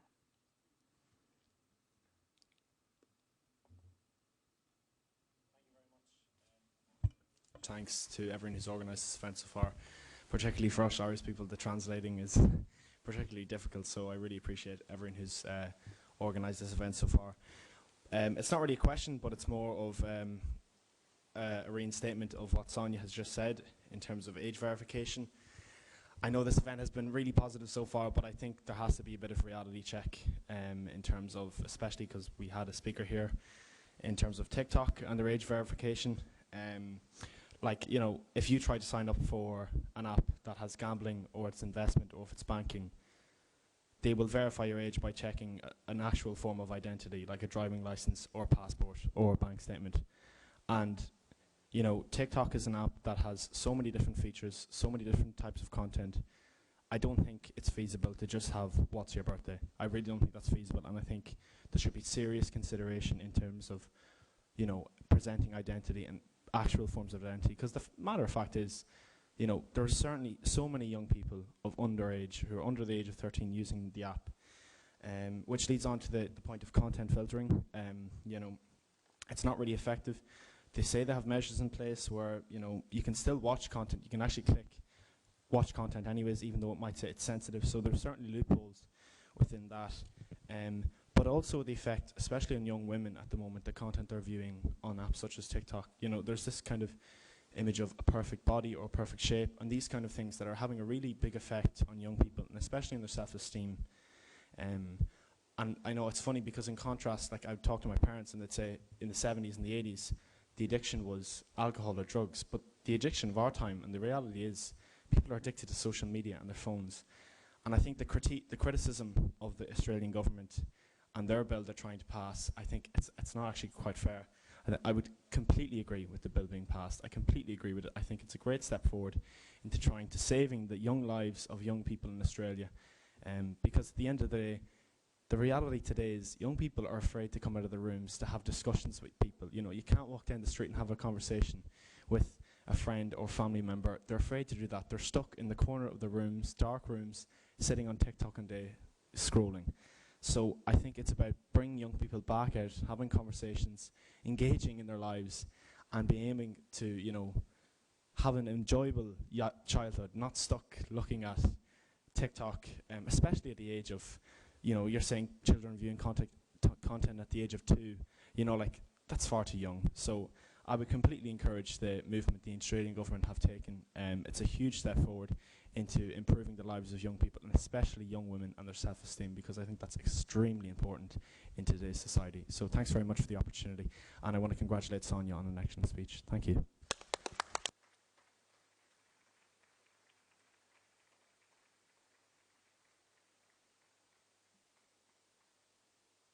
Thank you very much for your question. The next one. Quando prendete la parola vi chiederei. When you take the floor, I would ask you kindly to state your name, please, so we know who you are. Thank you. Salve. Scusate. Scusate. Okay. Okay. Hello. I am a student of the Classical Studies High School, and I was listening to the conference, and I've been wondering about some of the things that I've heard, and I thought that it isn't only a question of abuse, but the content on social media. These contents are available to users who maybe respect age limits, but who go way beyond the sensitivity of viewers, and these contents are circulated nonetheless, so maybe we should monitor the content more carefully to avoid any damage or more damage.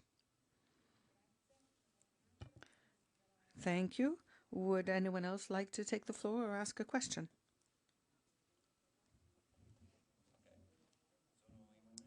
My name is Emanuele Shiraki. I study at the Classical Studies High School, Humanities, and we've often spoken about e-presence, but we haven't spoken about digital identity.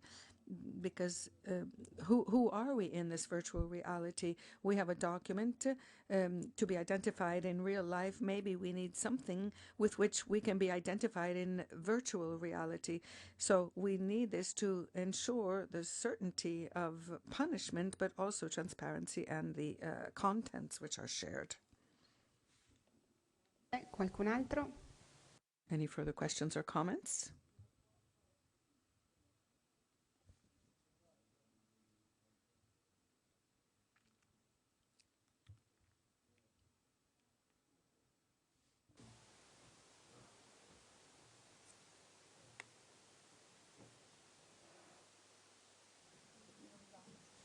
Aspettate. C'era ecco, perfetto. I wanted to say something about age verification by means of a document. Has anyone ever thought of the possible consequences in using digital identity mechanisms? We have something in Italy which is called SPID, which is a digital identity document. It's a sort of electronic ID card. Might that be a solution? Yes, no? Has anybody considered this? Se non c'è nessun altro... Okay, I think we do have another question. Good afternoon, everyone. My name is Maddalena Del Forno, and I am a member of the National Council, Youth Council, and I wanted to shift our focus on sexual education, an area that hasn't really been considered, sexuality education. In other words, how to implement this program or curriculum. This is how it's called in European reports. And we need for it to be targeted on this issue. So why not use sexuality education very early on, in very little young children? So we're not speaking here of re-education, but we want an effective sexuality education, which is a circular process. Now, social media platforms are instruments, are media instruments, and we are trying basically to curb the dissemination of harmful content, because we know that this can result in damage to the integrity of a person. And we know that there are norms to be followed with regard to violent offenses that we've heard about today, and we know they all have a cause and, of course, an effect, but they need to be punished. We don't have perhaps laws that are clear enough. So why not try to promote this idea? It's often discussed, but perhaps it's never actually implemented. So we could try to promote this idea. And I'm not only referring to sexuality education per se, but we could cover different branches, as it were. So parenting and education on nonviolence and respect, psychological education, psycho-emotional, affective education, take into account all these different branches, as it were.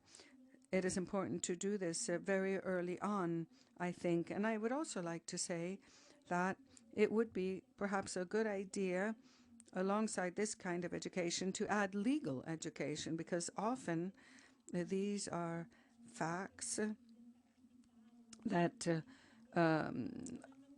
are perpetrated with artificial intelligence and so on. So maybe we need to consider the legal ramifications of this. And children should be aware of how serious these actions can be. And there could be experts and social workers and health workers, for example. This has been done in some Italian regions. They could all be involved somehow, along with these legal experts, as I said, because it is important to also focus on this repercussion that can be the result of these actions. Thank you very much. We thank all our youngsters for having asked their questions.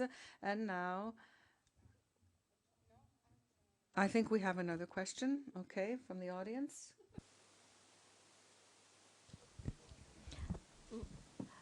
Hello, my name is Ruth Cunningham and I'm from the National Youth Council of Ireland. I just want to particularly talk about the last point raised. So within our grouping, which is called the National Executive, we've been working on this particular topic for the past 2 years within Ireland. So over the past, I think it might be 5 years, we've been reviewing the curriculum within RSE, which is Relationships and Sexuality Education in Ireland, to make it more inclusive. But it's all well and good having the curriculum in place to teach young people, but what we have found is that it's not standardized across the board, and with this means that the likes of myself, who is from a rural region, I might not receive the same education as the likes of Lucy over here, just because of where I'm from. So we've worked over the past 2 years in trying to improve this area, and perhaps some of these elements might be able to be adopted within Europe. So we've worked on increasing the resources online and making them more accessible for teachers themselves, increasing funding in the teacher training, because prior to this, a teacher could technically go into an RSE class and teach them RSE without ever receiving the training prior to this, which just seems completely ludicrous, but anywho. Beyond this, RSE itself is an ever-changing subject, so we've worked on creating framework that this can be reviewed over 2-year basis, including young people who are the key stakeholders in this particular subject.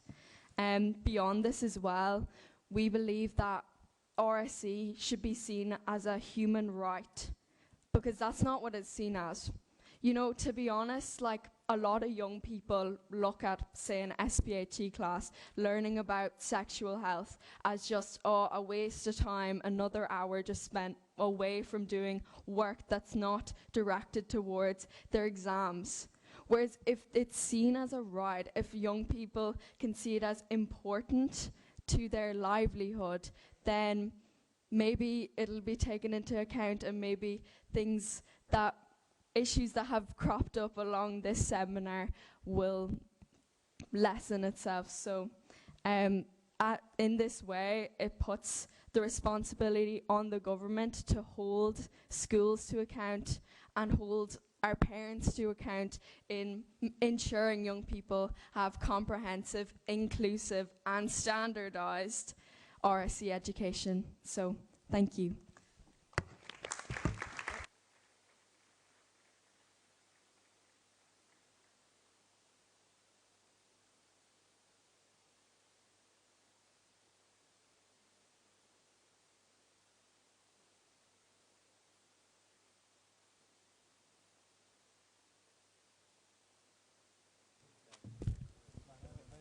Buonasera, mi chiamo Angelica Minichiello, sono una...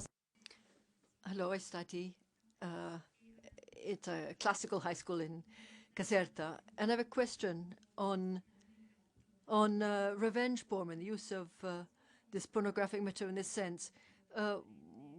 What are the consequences for overage or under people, and what legislative measures and what measures are adopted in these cases of revenge porn?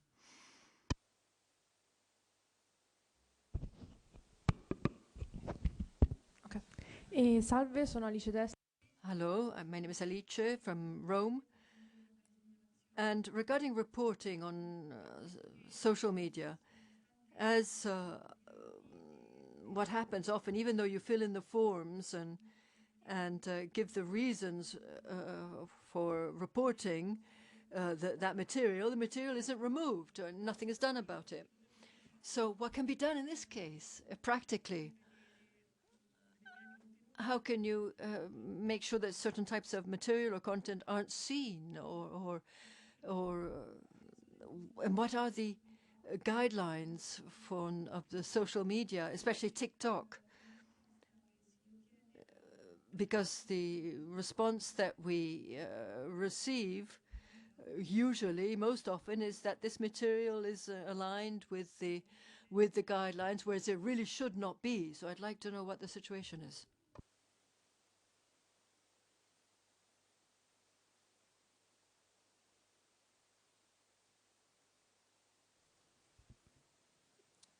Buonasera. Okay.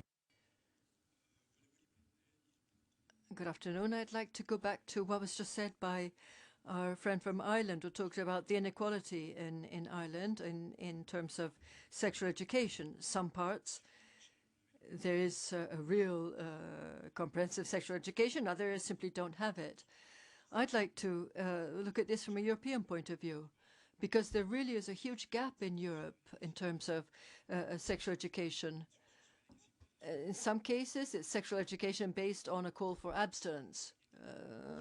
And the education is no sex, without really teaching students what should be done, what can be done, how it works, how to protect oneself from sexually transmitted diseases, or education also to feelings, to love, to sentiment. In other parts of Europe, they do have this comprehensive sexual education, which tries to have a much broader approach and help really help young people really build a better future. And in Italy, there's very little being done. And instead of choosing which type of sexual education we're going to have, the solution often seems to be, well, none, and it all depends on the choice of the school principals. So when will Italy catch up with the other countries, and will be like our other European citizens and have the right to know what our rights are? Thank you. Grazie, farei l'ultima domanda. Thank you. We can take our last question. And then we have the president of the Italian Federation of Scoutism online, President Spano. Farli intervenire il prima possibile, per cui direi. We'd like to hear from him. So last question, then we'll give the floor to Matteo Spano. Io? Ok. Io? Vabbè. Salve, buonasera. Good afternoon. I have a question. A question which I'm addressing to Senator O'Reilly, so I'm going to ask it in English. So I had comunque sono studente del liceo. I'm a student at the Massimiliano High School in Rome.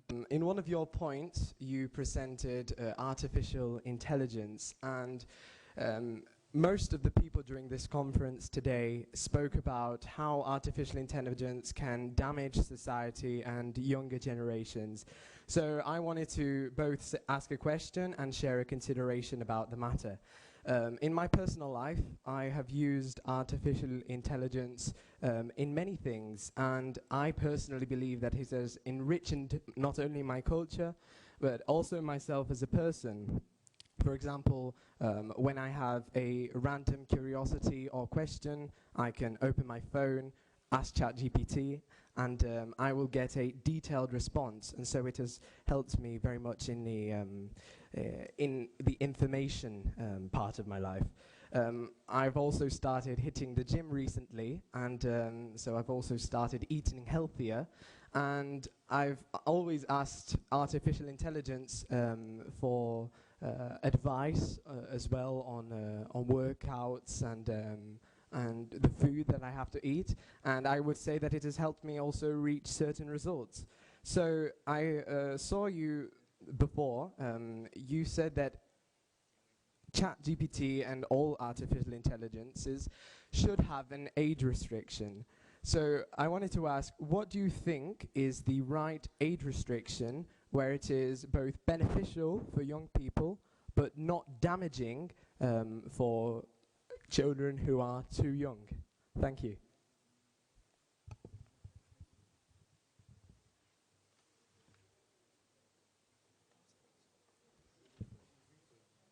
Allora, ci colleghiamo? Siamo pronto il collegamento? È pronto? Sei pronto il collegamento? Sì. Allora, buonasera Presidente.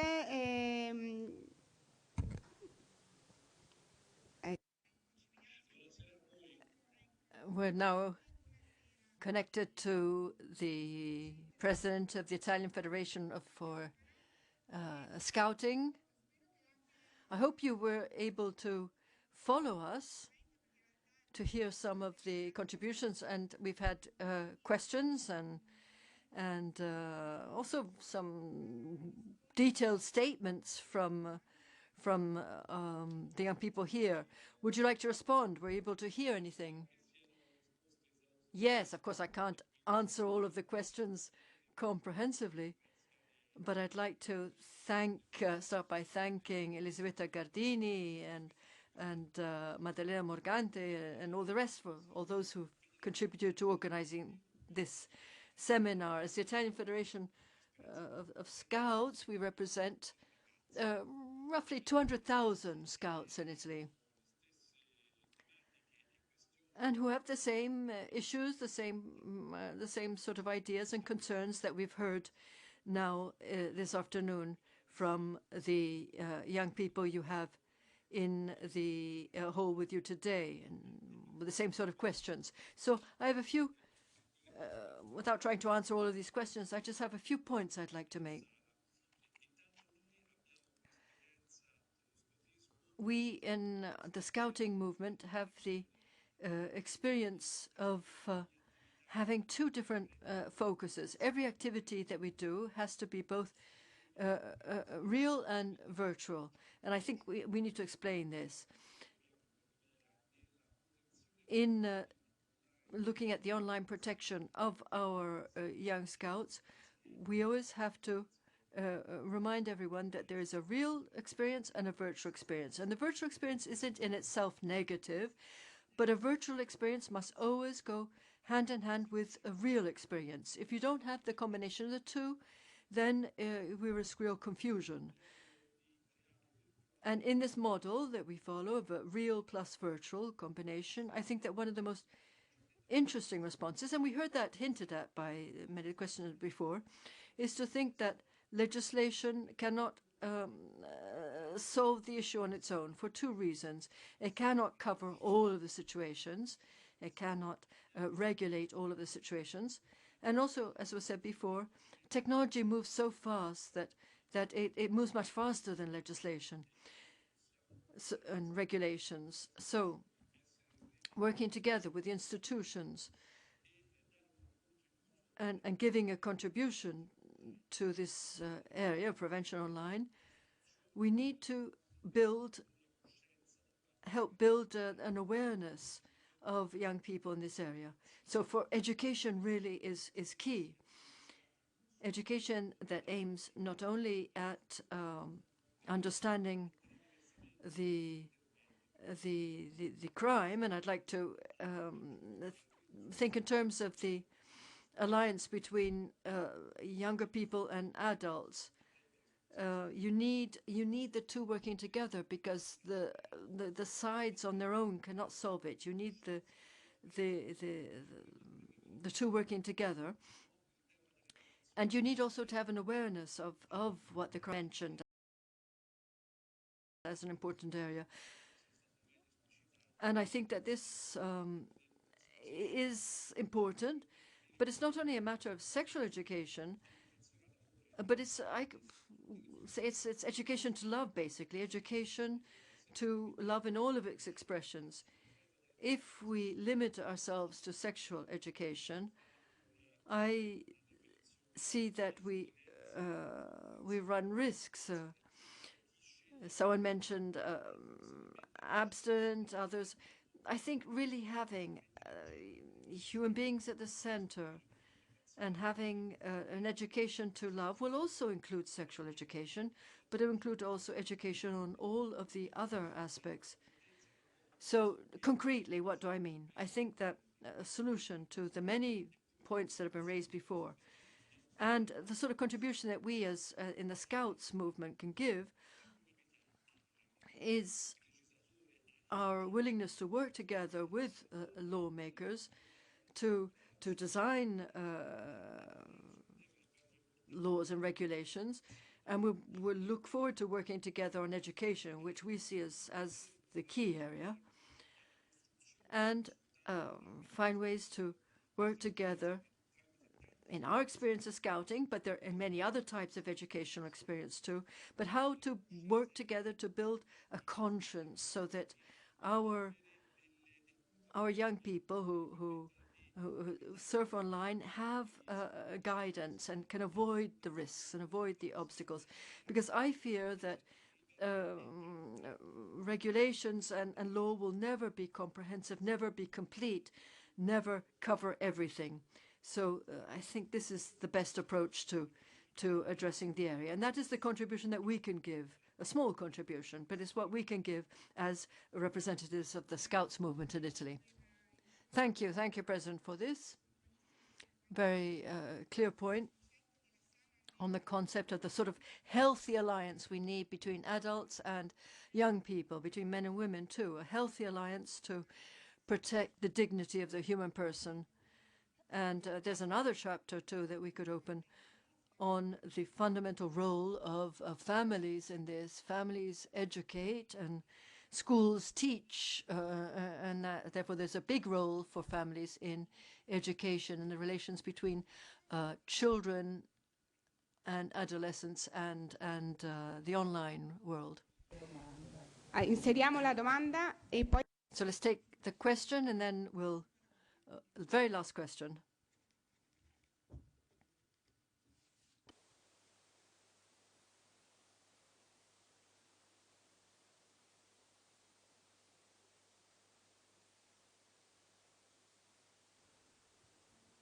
Ok, ora sì.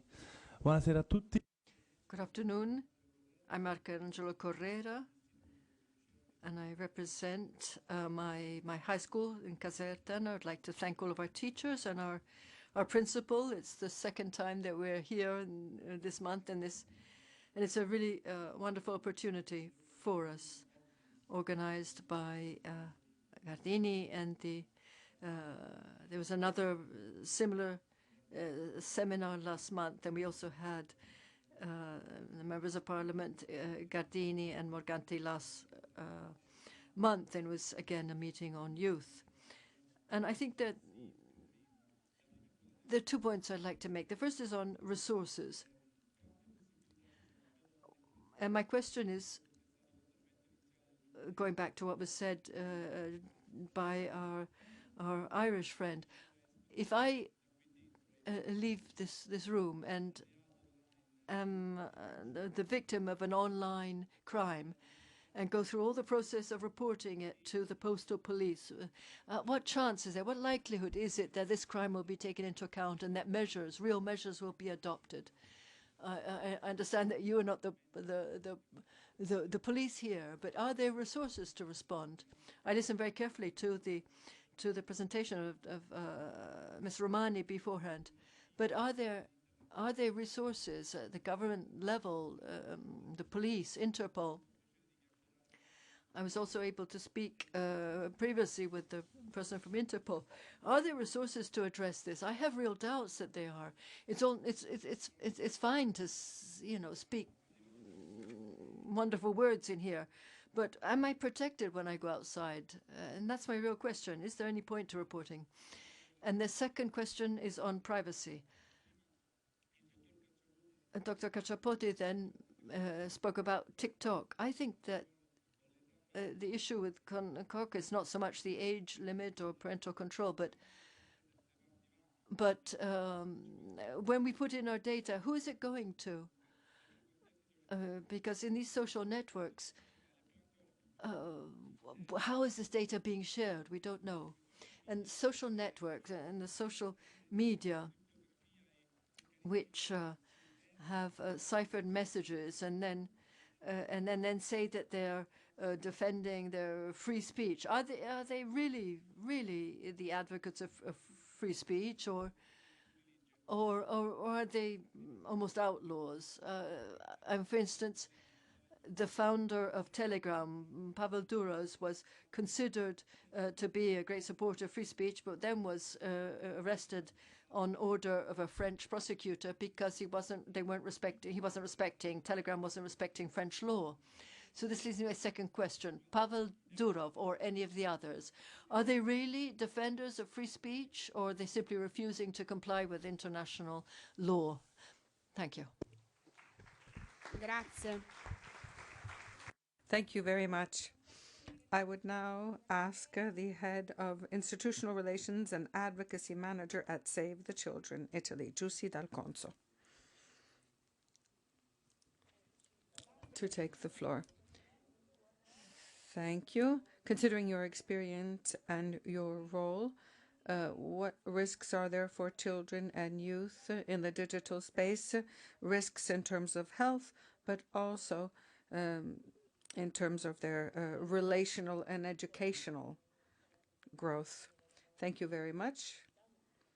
Thank you to Mrs. Gardini for having invited us. Thank you to all the representatives of the Council of Europe. It's not the first time that we're engaged in a dialogue with them on such an important subject. I'm very happy to take the floor here because what we're seeing now is linked to Article 12 of the Convention on the Rights of Children and Adolescents, i.e. the right to participate. And you are enjoying that right. You are exercising that right today because you are engaged in a dialogue with the institutions. You are able to express your views. This is an important part of our work. Youth, little boys, little girls, adolescents, they are not just beneficiaries of this work, but they are the protagonists of our work. We're speaking about the digital space. I'm not trying to bypass the question. I will answer it. But let me start with this remark. It's been covered, but only briefly. Digital environment. When you speak of digital spaces, these spaces have to enable growth, development, information. This is what we see in physical spaces. In school, for example, they need to be safe places where there can be growth, and we have to have safe digital spaces which enable people to grow and develop. But when we're speaking about youth and children, there's not a clear-cut distinction between the analog environment or physical environment and the digital environment. Now, with children and adolescents these days, we call this the digital era, basically. We have an experience where the two spaces merge. There are risks, of course, very serious risks for these younger children, and the postal police told us about grooming and so on. But alongside the risks, there are opportunities to obtain information and develop one's potentials. This is all interlinked. And educational policies need to take that into account. What risks are there in a digital space? Well, we've heard about them. The postal police illustrated them, and Interpol as well. We have risks impacting younger and younger children. The digital space is not child-friendly. It was designed for adults. So this is one issue. What about the response that we are going to give? Well, we have to take into account what development prospects there are. We have parents and we have educators and teachers and so on, so we can't only be afraid and disoriented and frightened because of these very serious incidents. This is also a result of the fact that people and adults and teachers and educators aren't fully informed or well enough informed about these digital spaces. So parents need to be educated, teachers, adults, everyone must know what a digital space is. As adults, we can't support youngsters in experiencing these spaces unless we know how they work, unless we've experienced them as well. In 2022, we worked with the postal police. We prepared a handbook for parents on this very subject, and children and youth need digital skills.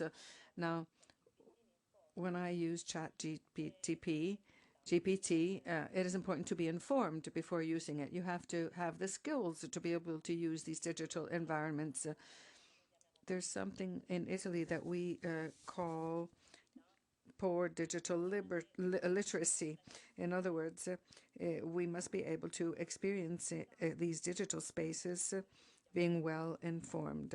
We have a project which is called Digital Connections that deals with this matter. Institutions are also dealing with these matters. And we need to have the appropriate tools. Youngsters need to be able to access these tools so that they can experience these environments and spaces. But we need a new alliance to do that, an alliance between youth, children, families, and businesses as well. I don't want to be repetitive, but we've heard the youngsters talk about age verification and so on, and we're waiting for the European regulation in order to finally identify the legal framework for businesses, you see. So this is the alliance that we need. Everyone has to be on board. And that way, digital spaces for youth can really be safe by design. They can be accessible spaces, and they can be an environment where digital citizens can fully exercise their rights as citizens and their rights to development. Thank you. Thank you very much to Mrs. D'Alconso for having outlined these interesting points, especially the last one on the alliance, a 360-degree alliance including all institutions and stakeholders for a safe environment. Youth and adults must be involved because the digital world must be inhabited, but in a healthy way. Adults aren't well informed enough, parents, so let me ask the Deputy Director General of the Italian Movement of Parents, Mrs. Elisabetta Scala, to take the floor now. Thank you. Thank you. We're interested in hearing your remarks on the subject.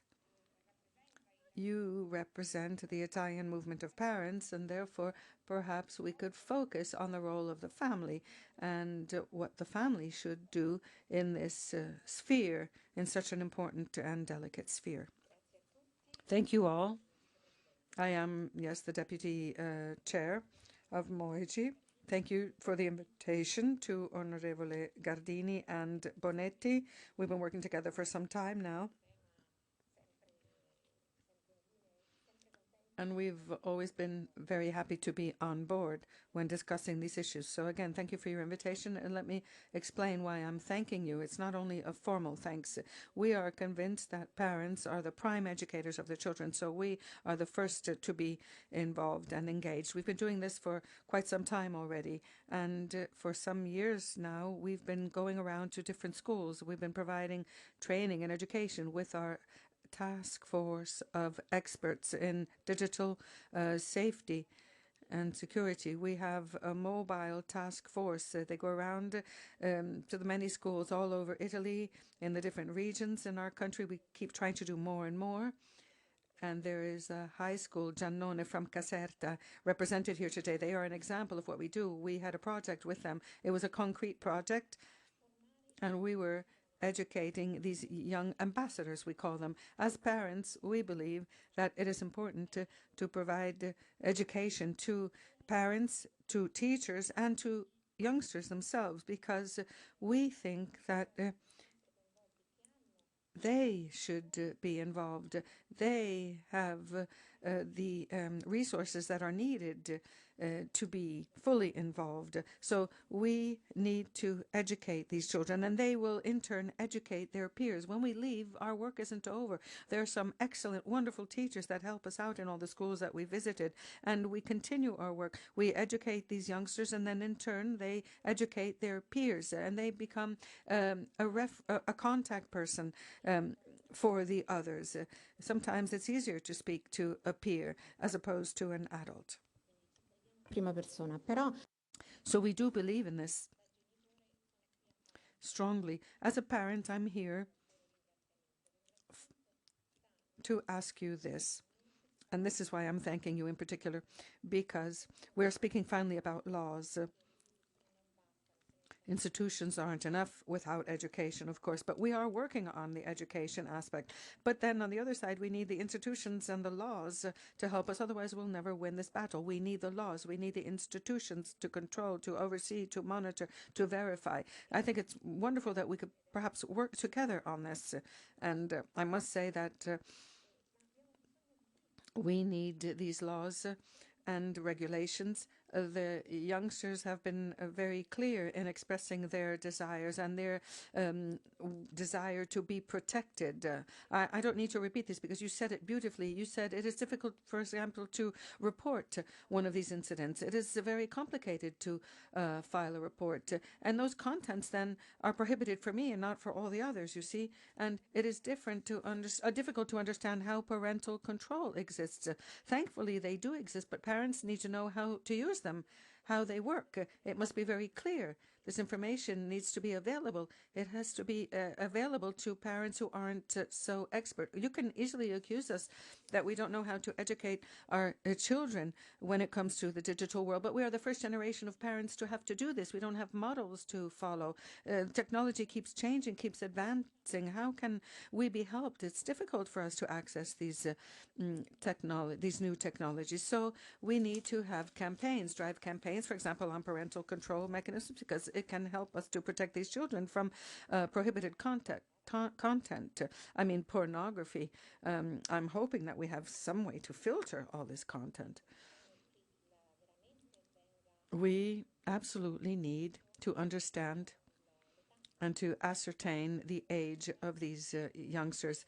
We've been talking for so many years about whether to have a limit at 14 or 16, and then we see 8-year-olds subscribing. I mean, what are we doing here?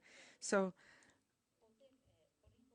we need, as you've said beautifully today, to hold the platform owners and social media owners accountable.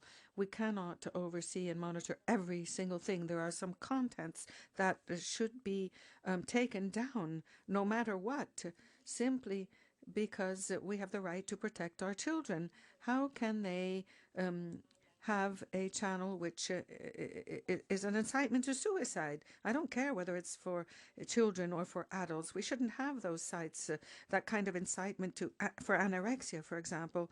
And those are negative models for our youngsters. There are challenges that are very dangerous. You see, a dangerous challenge cannot circulate freely. That's not freedom. That is not the real freedom that we're talking about. And somebody said that during the panel discussions, and I'm very happy to have heard that. For this reason, I wish to thank you for this wonderful initiative and for not only having the Italian Parliament on board, but the Council of Europe as well, the Parliamentary Assembly as well, because we can win this battle together only if we are united with common laws, with common checks, and with a shared protection mechanism for the healthy growth and development of our youth. Thank you very much to the Deputy Chair of MOIGE, the Italian Parents Movement. Thank you for your wonderful remarks and for having pointed out how these youngsters have asked to be protected. And we thank you very much for pointing those things out to us and asking your questions. And now we have the Deputy Presidential Advisor of the Italian Youth Council, Francesco Marchionni. Good afternoon, sir. This is the final presentation. Sì, ma infatti... What can I say at this point? Thank you. I'm the last to take the floor. And we've shared a lot during these hours, many different points of view. We've spoken of many of the critical aspects. And I really would like to thank the organizers for this event and for having been able to really listen to what has been said here, especially by the young people. It's clear that we need to talk about these things, but we need to take action as well, and on different fronts. And it's not going to be easy, especially when we hear about the needs of young people. We realize that the first wall that needs to be climbed is getting people to listen to you, and then after that, after being heard, then we can think of some action. And often we've dealt with other tricky issues and difficult areas where we mentioned sexuality, sexually transmitted diseases, the need for continuous education on subjects such as these. But I'm really happy, in particular, for one reason. This afternoon we spoke of love and not only violence. When we speak of violence online, well, it's the digital transposition of the violence that we live through every day. At times, unfortunately, in our own families, and we see it outside of our national borders now, day by day. And this is violence which we see, we perceive. This violence is inevitably going to be reflected also in our online experience and in our online behavior. So speaking in particular to the young people who have the chance to do so, remember that you have the opportunity of coming to us as a council, and we can listen to you, and we can help make your voice be heard with all of the youth organizations that we represent, to bring your proposals on how to create a world that is not violent, and to work for what we need, which is peace. And we need peace online too. And how can we possibly have it? When we speak today about recognizing what safe areas are, it's often difficult to say what they are. We often speak about we wanting to be safe, we want to be in safe spaces where we can express ourselves, where we won't be judged, but it's very difficult in an online experience. Only 3 months ago, I personally saw that my profile was duplicated, and well, I'm 35 years old, so I sort of, at this point, I understand the mechanisms. I knew how to report to, and the platform said, no, they refuse my reporting of a duplication. And I said, but I'm the one. So obviously there are bugs, there are difficulties in the procedures, but what is the point? It generated a lot of anxiety in me, the fact that there was a duplicate, someone pretending to be me, someone who could be contacted by this fake profile and could hear things from this fake profile that I would not have said. I wouldn't know how to protect against that. And I tried to contact all of my network and wanted it to be cancelled. Of course, it wasn't being deleted. It wasn't being cancelled. So, I mean, all right, I am who I am, and I'm 35 years old. What happens to an 18-year-old or younger teenager? What do they do when they live this sort of situation? And we know that this anxiety can lead to a lot of issues today, and mental well-being is another area we really need to work on. And we need to work to ensure that the areas, the spaces we live in are safe spaces. So we in the council are working now in 2 different areas, and I'd like you to look at them, trying to move towards a less violent world. And the first is we've set up an observatory on well-being, looking at 4 different dimensions. So spatial well-being. Unfortunately, many women in particular don't feel safe where they live. Many boys and girls don't feel safe also looking at the climate future, which is looming. So space really has an impact on our sense of well-being, as does the digital space. And then the social area. We live in social relations and our friendly relations. And here, online is also becoming very critical, because there can be, people can be betrayed by others who publish things they shouldn't be publishing, or say things they shouldn't be saying, or post material they shouldn't have, and so on. So that's another area in which we need to work for our well-being, social well-being. And then we have our individual well-being. And And here too, online hate can be very troubling when we look, for instance, like eating disorders, and that's another area, unfortunately, we have so many reports on, so much work on. There are people who claim to speak on behalf of something, but they are victims of that as well, and we have to understand how we address these very sensitive issues and how we deal with them.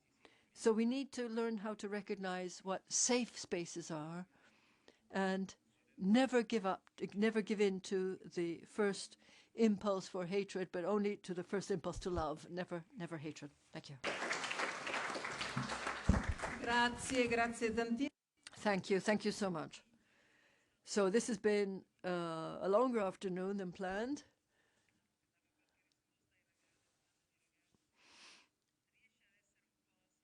Can we have a response now? We've had so many important questions and we haven't had answers to everything, of course. Allora, innanzitutto, ogni volta.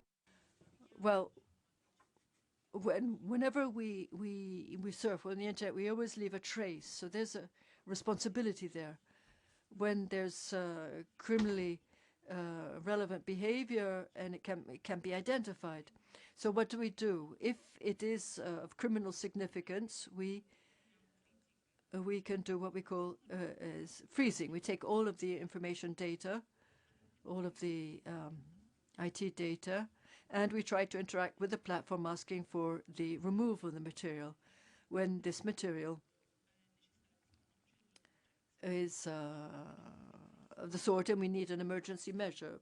But we also can report directly to the social measures. We also have, in the case of revenge porn, we can turn to there's a form of the Ombuds office that can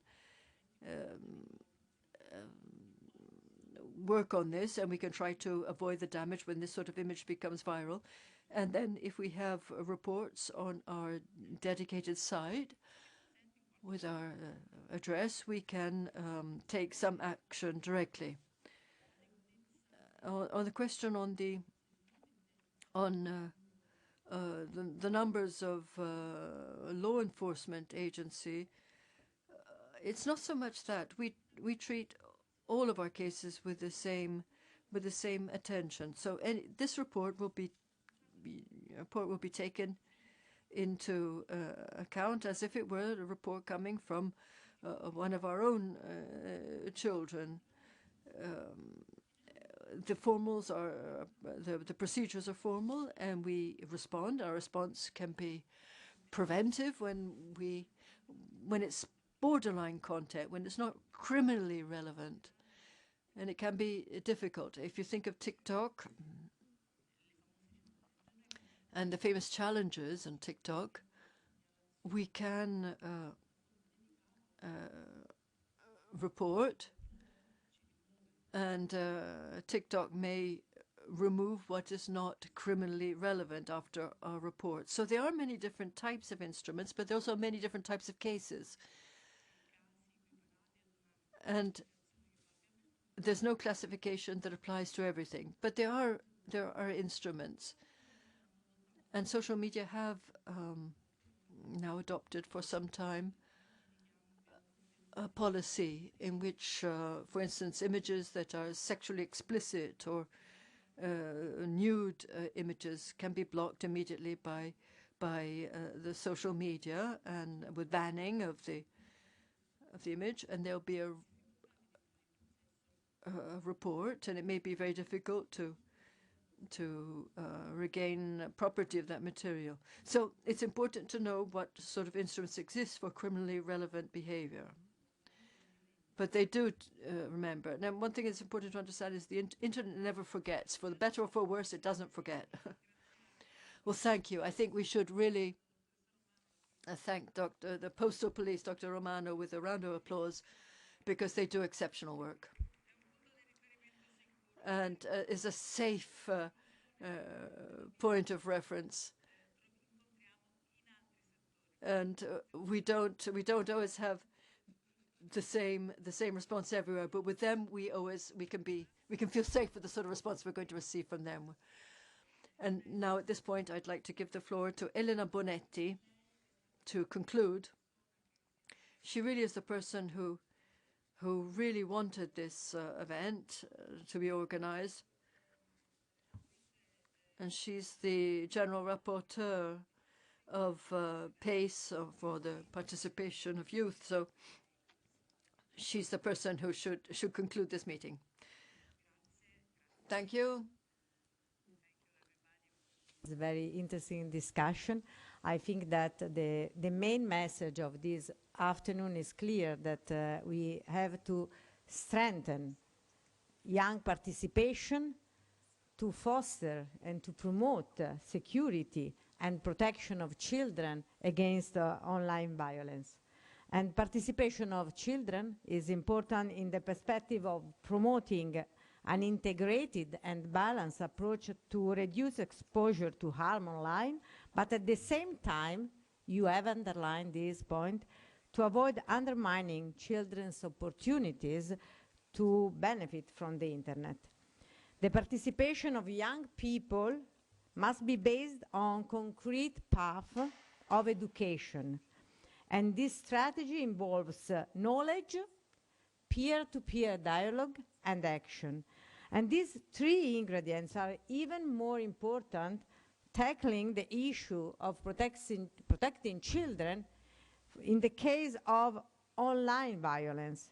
Only the active involvement of the youngest in this educational context can give you the tools to learn about the actual nature of the web, making you capable of living a concrete, positive, and secure framework in the internet.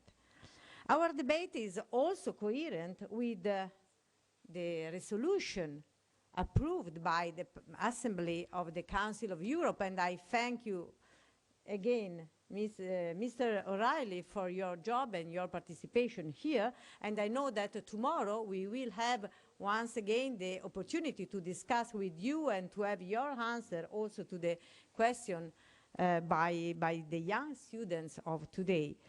And I just underline 3 points.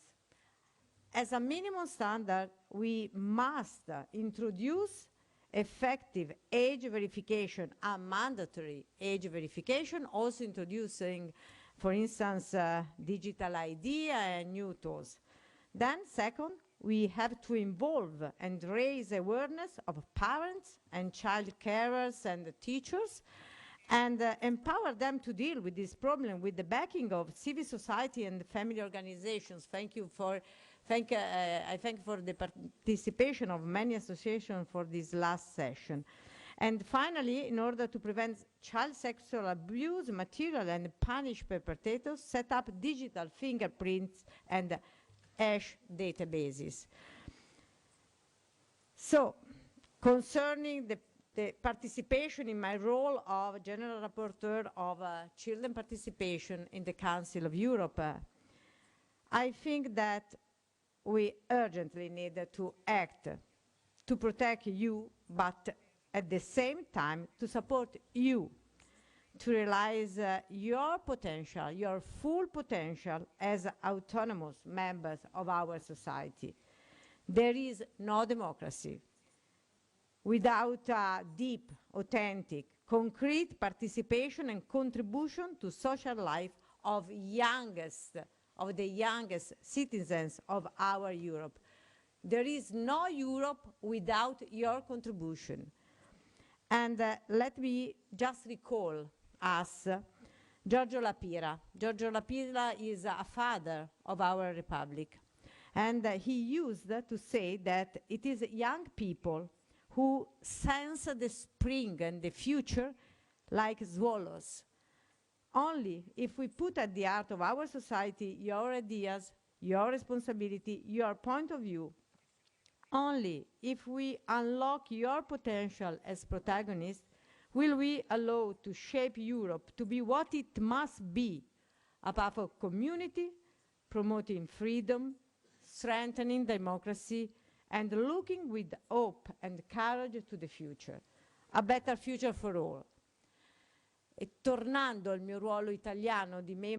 And now, as an Italian member of the parliamentary delegation, I wish to say this. Today is a very special day for Italy because the 9th of December of 1976, December 9th, in fact, today is the anniversary of the approval of a law. Tina Anselmi, one of the mothers of our republic, a very courageous woman, and she dared to introduce with this law something that was extraordinary. In other words, pay equality for men and women. So this is an important day that we are remembering. We need to be courageous and promote disrupting laws. We need to change that which needs to be changed. We're being told that the law must be changed. So we need to change the law to protect you from violence, but also to make you the protagonists in this effort. You have to be able to help your peers and the generations that will come after yours. And today you are indeed engaged in this with regard to the digital space. So thank you so very much for your effort. And now I thank you. And I thank all the people who've chosen Italy, Mrs. Sino and all her colleagues from the Council of Europe. I also thank the colleagues, in fact, from the Parliamentary Assembly who are here today. And thank you to our delegation, to Mrs.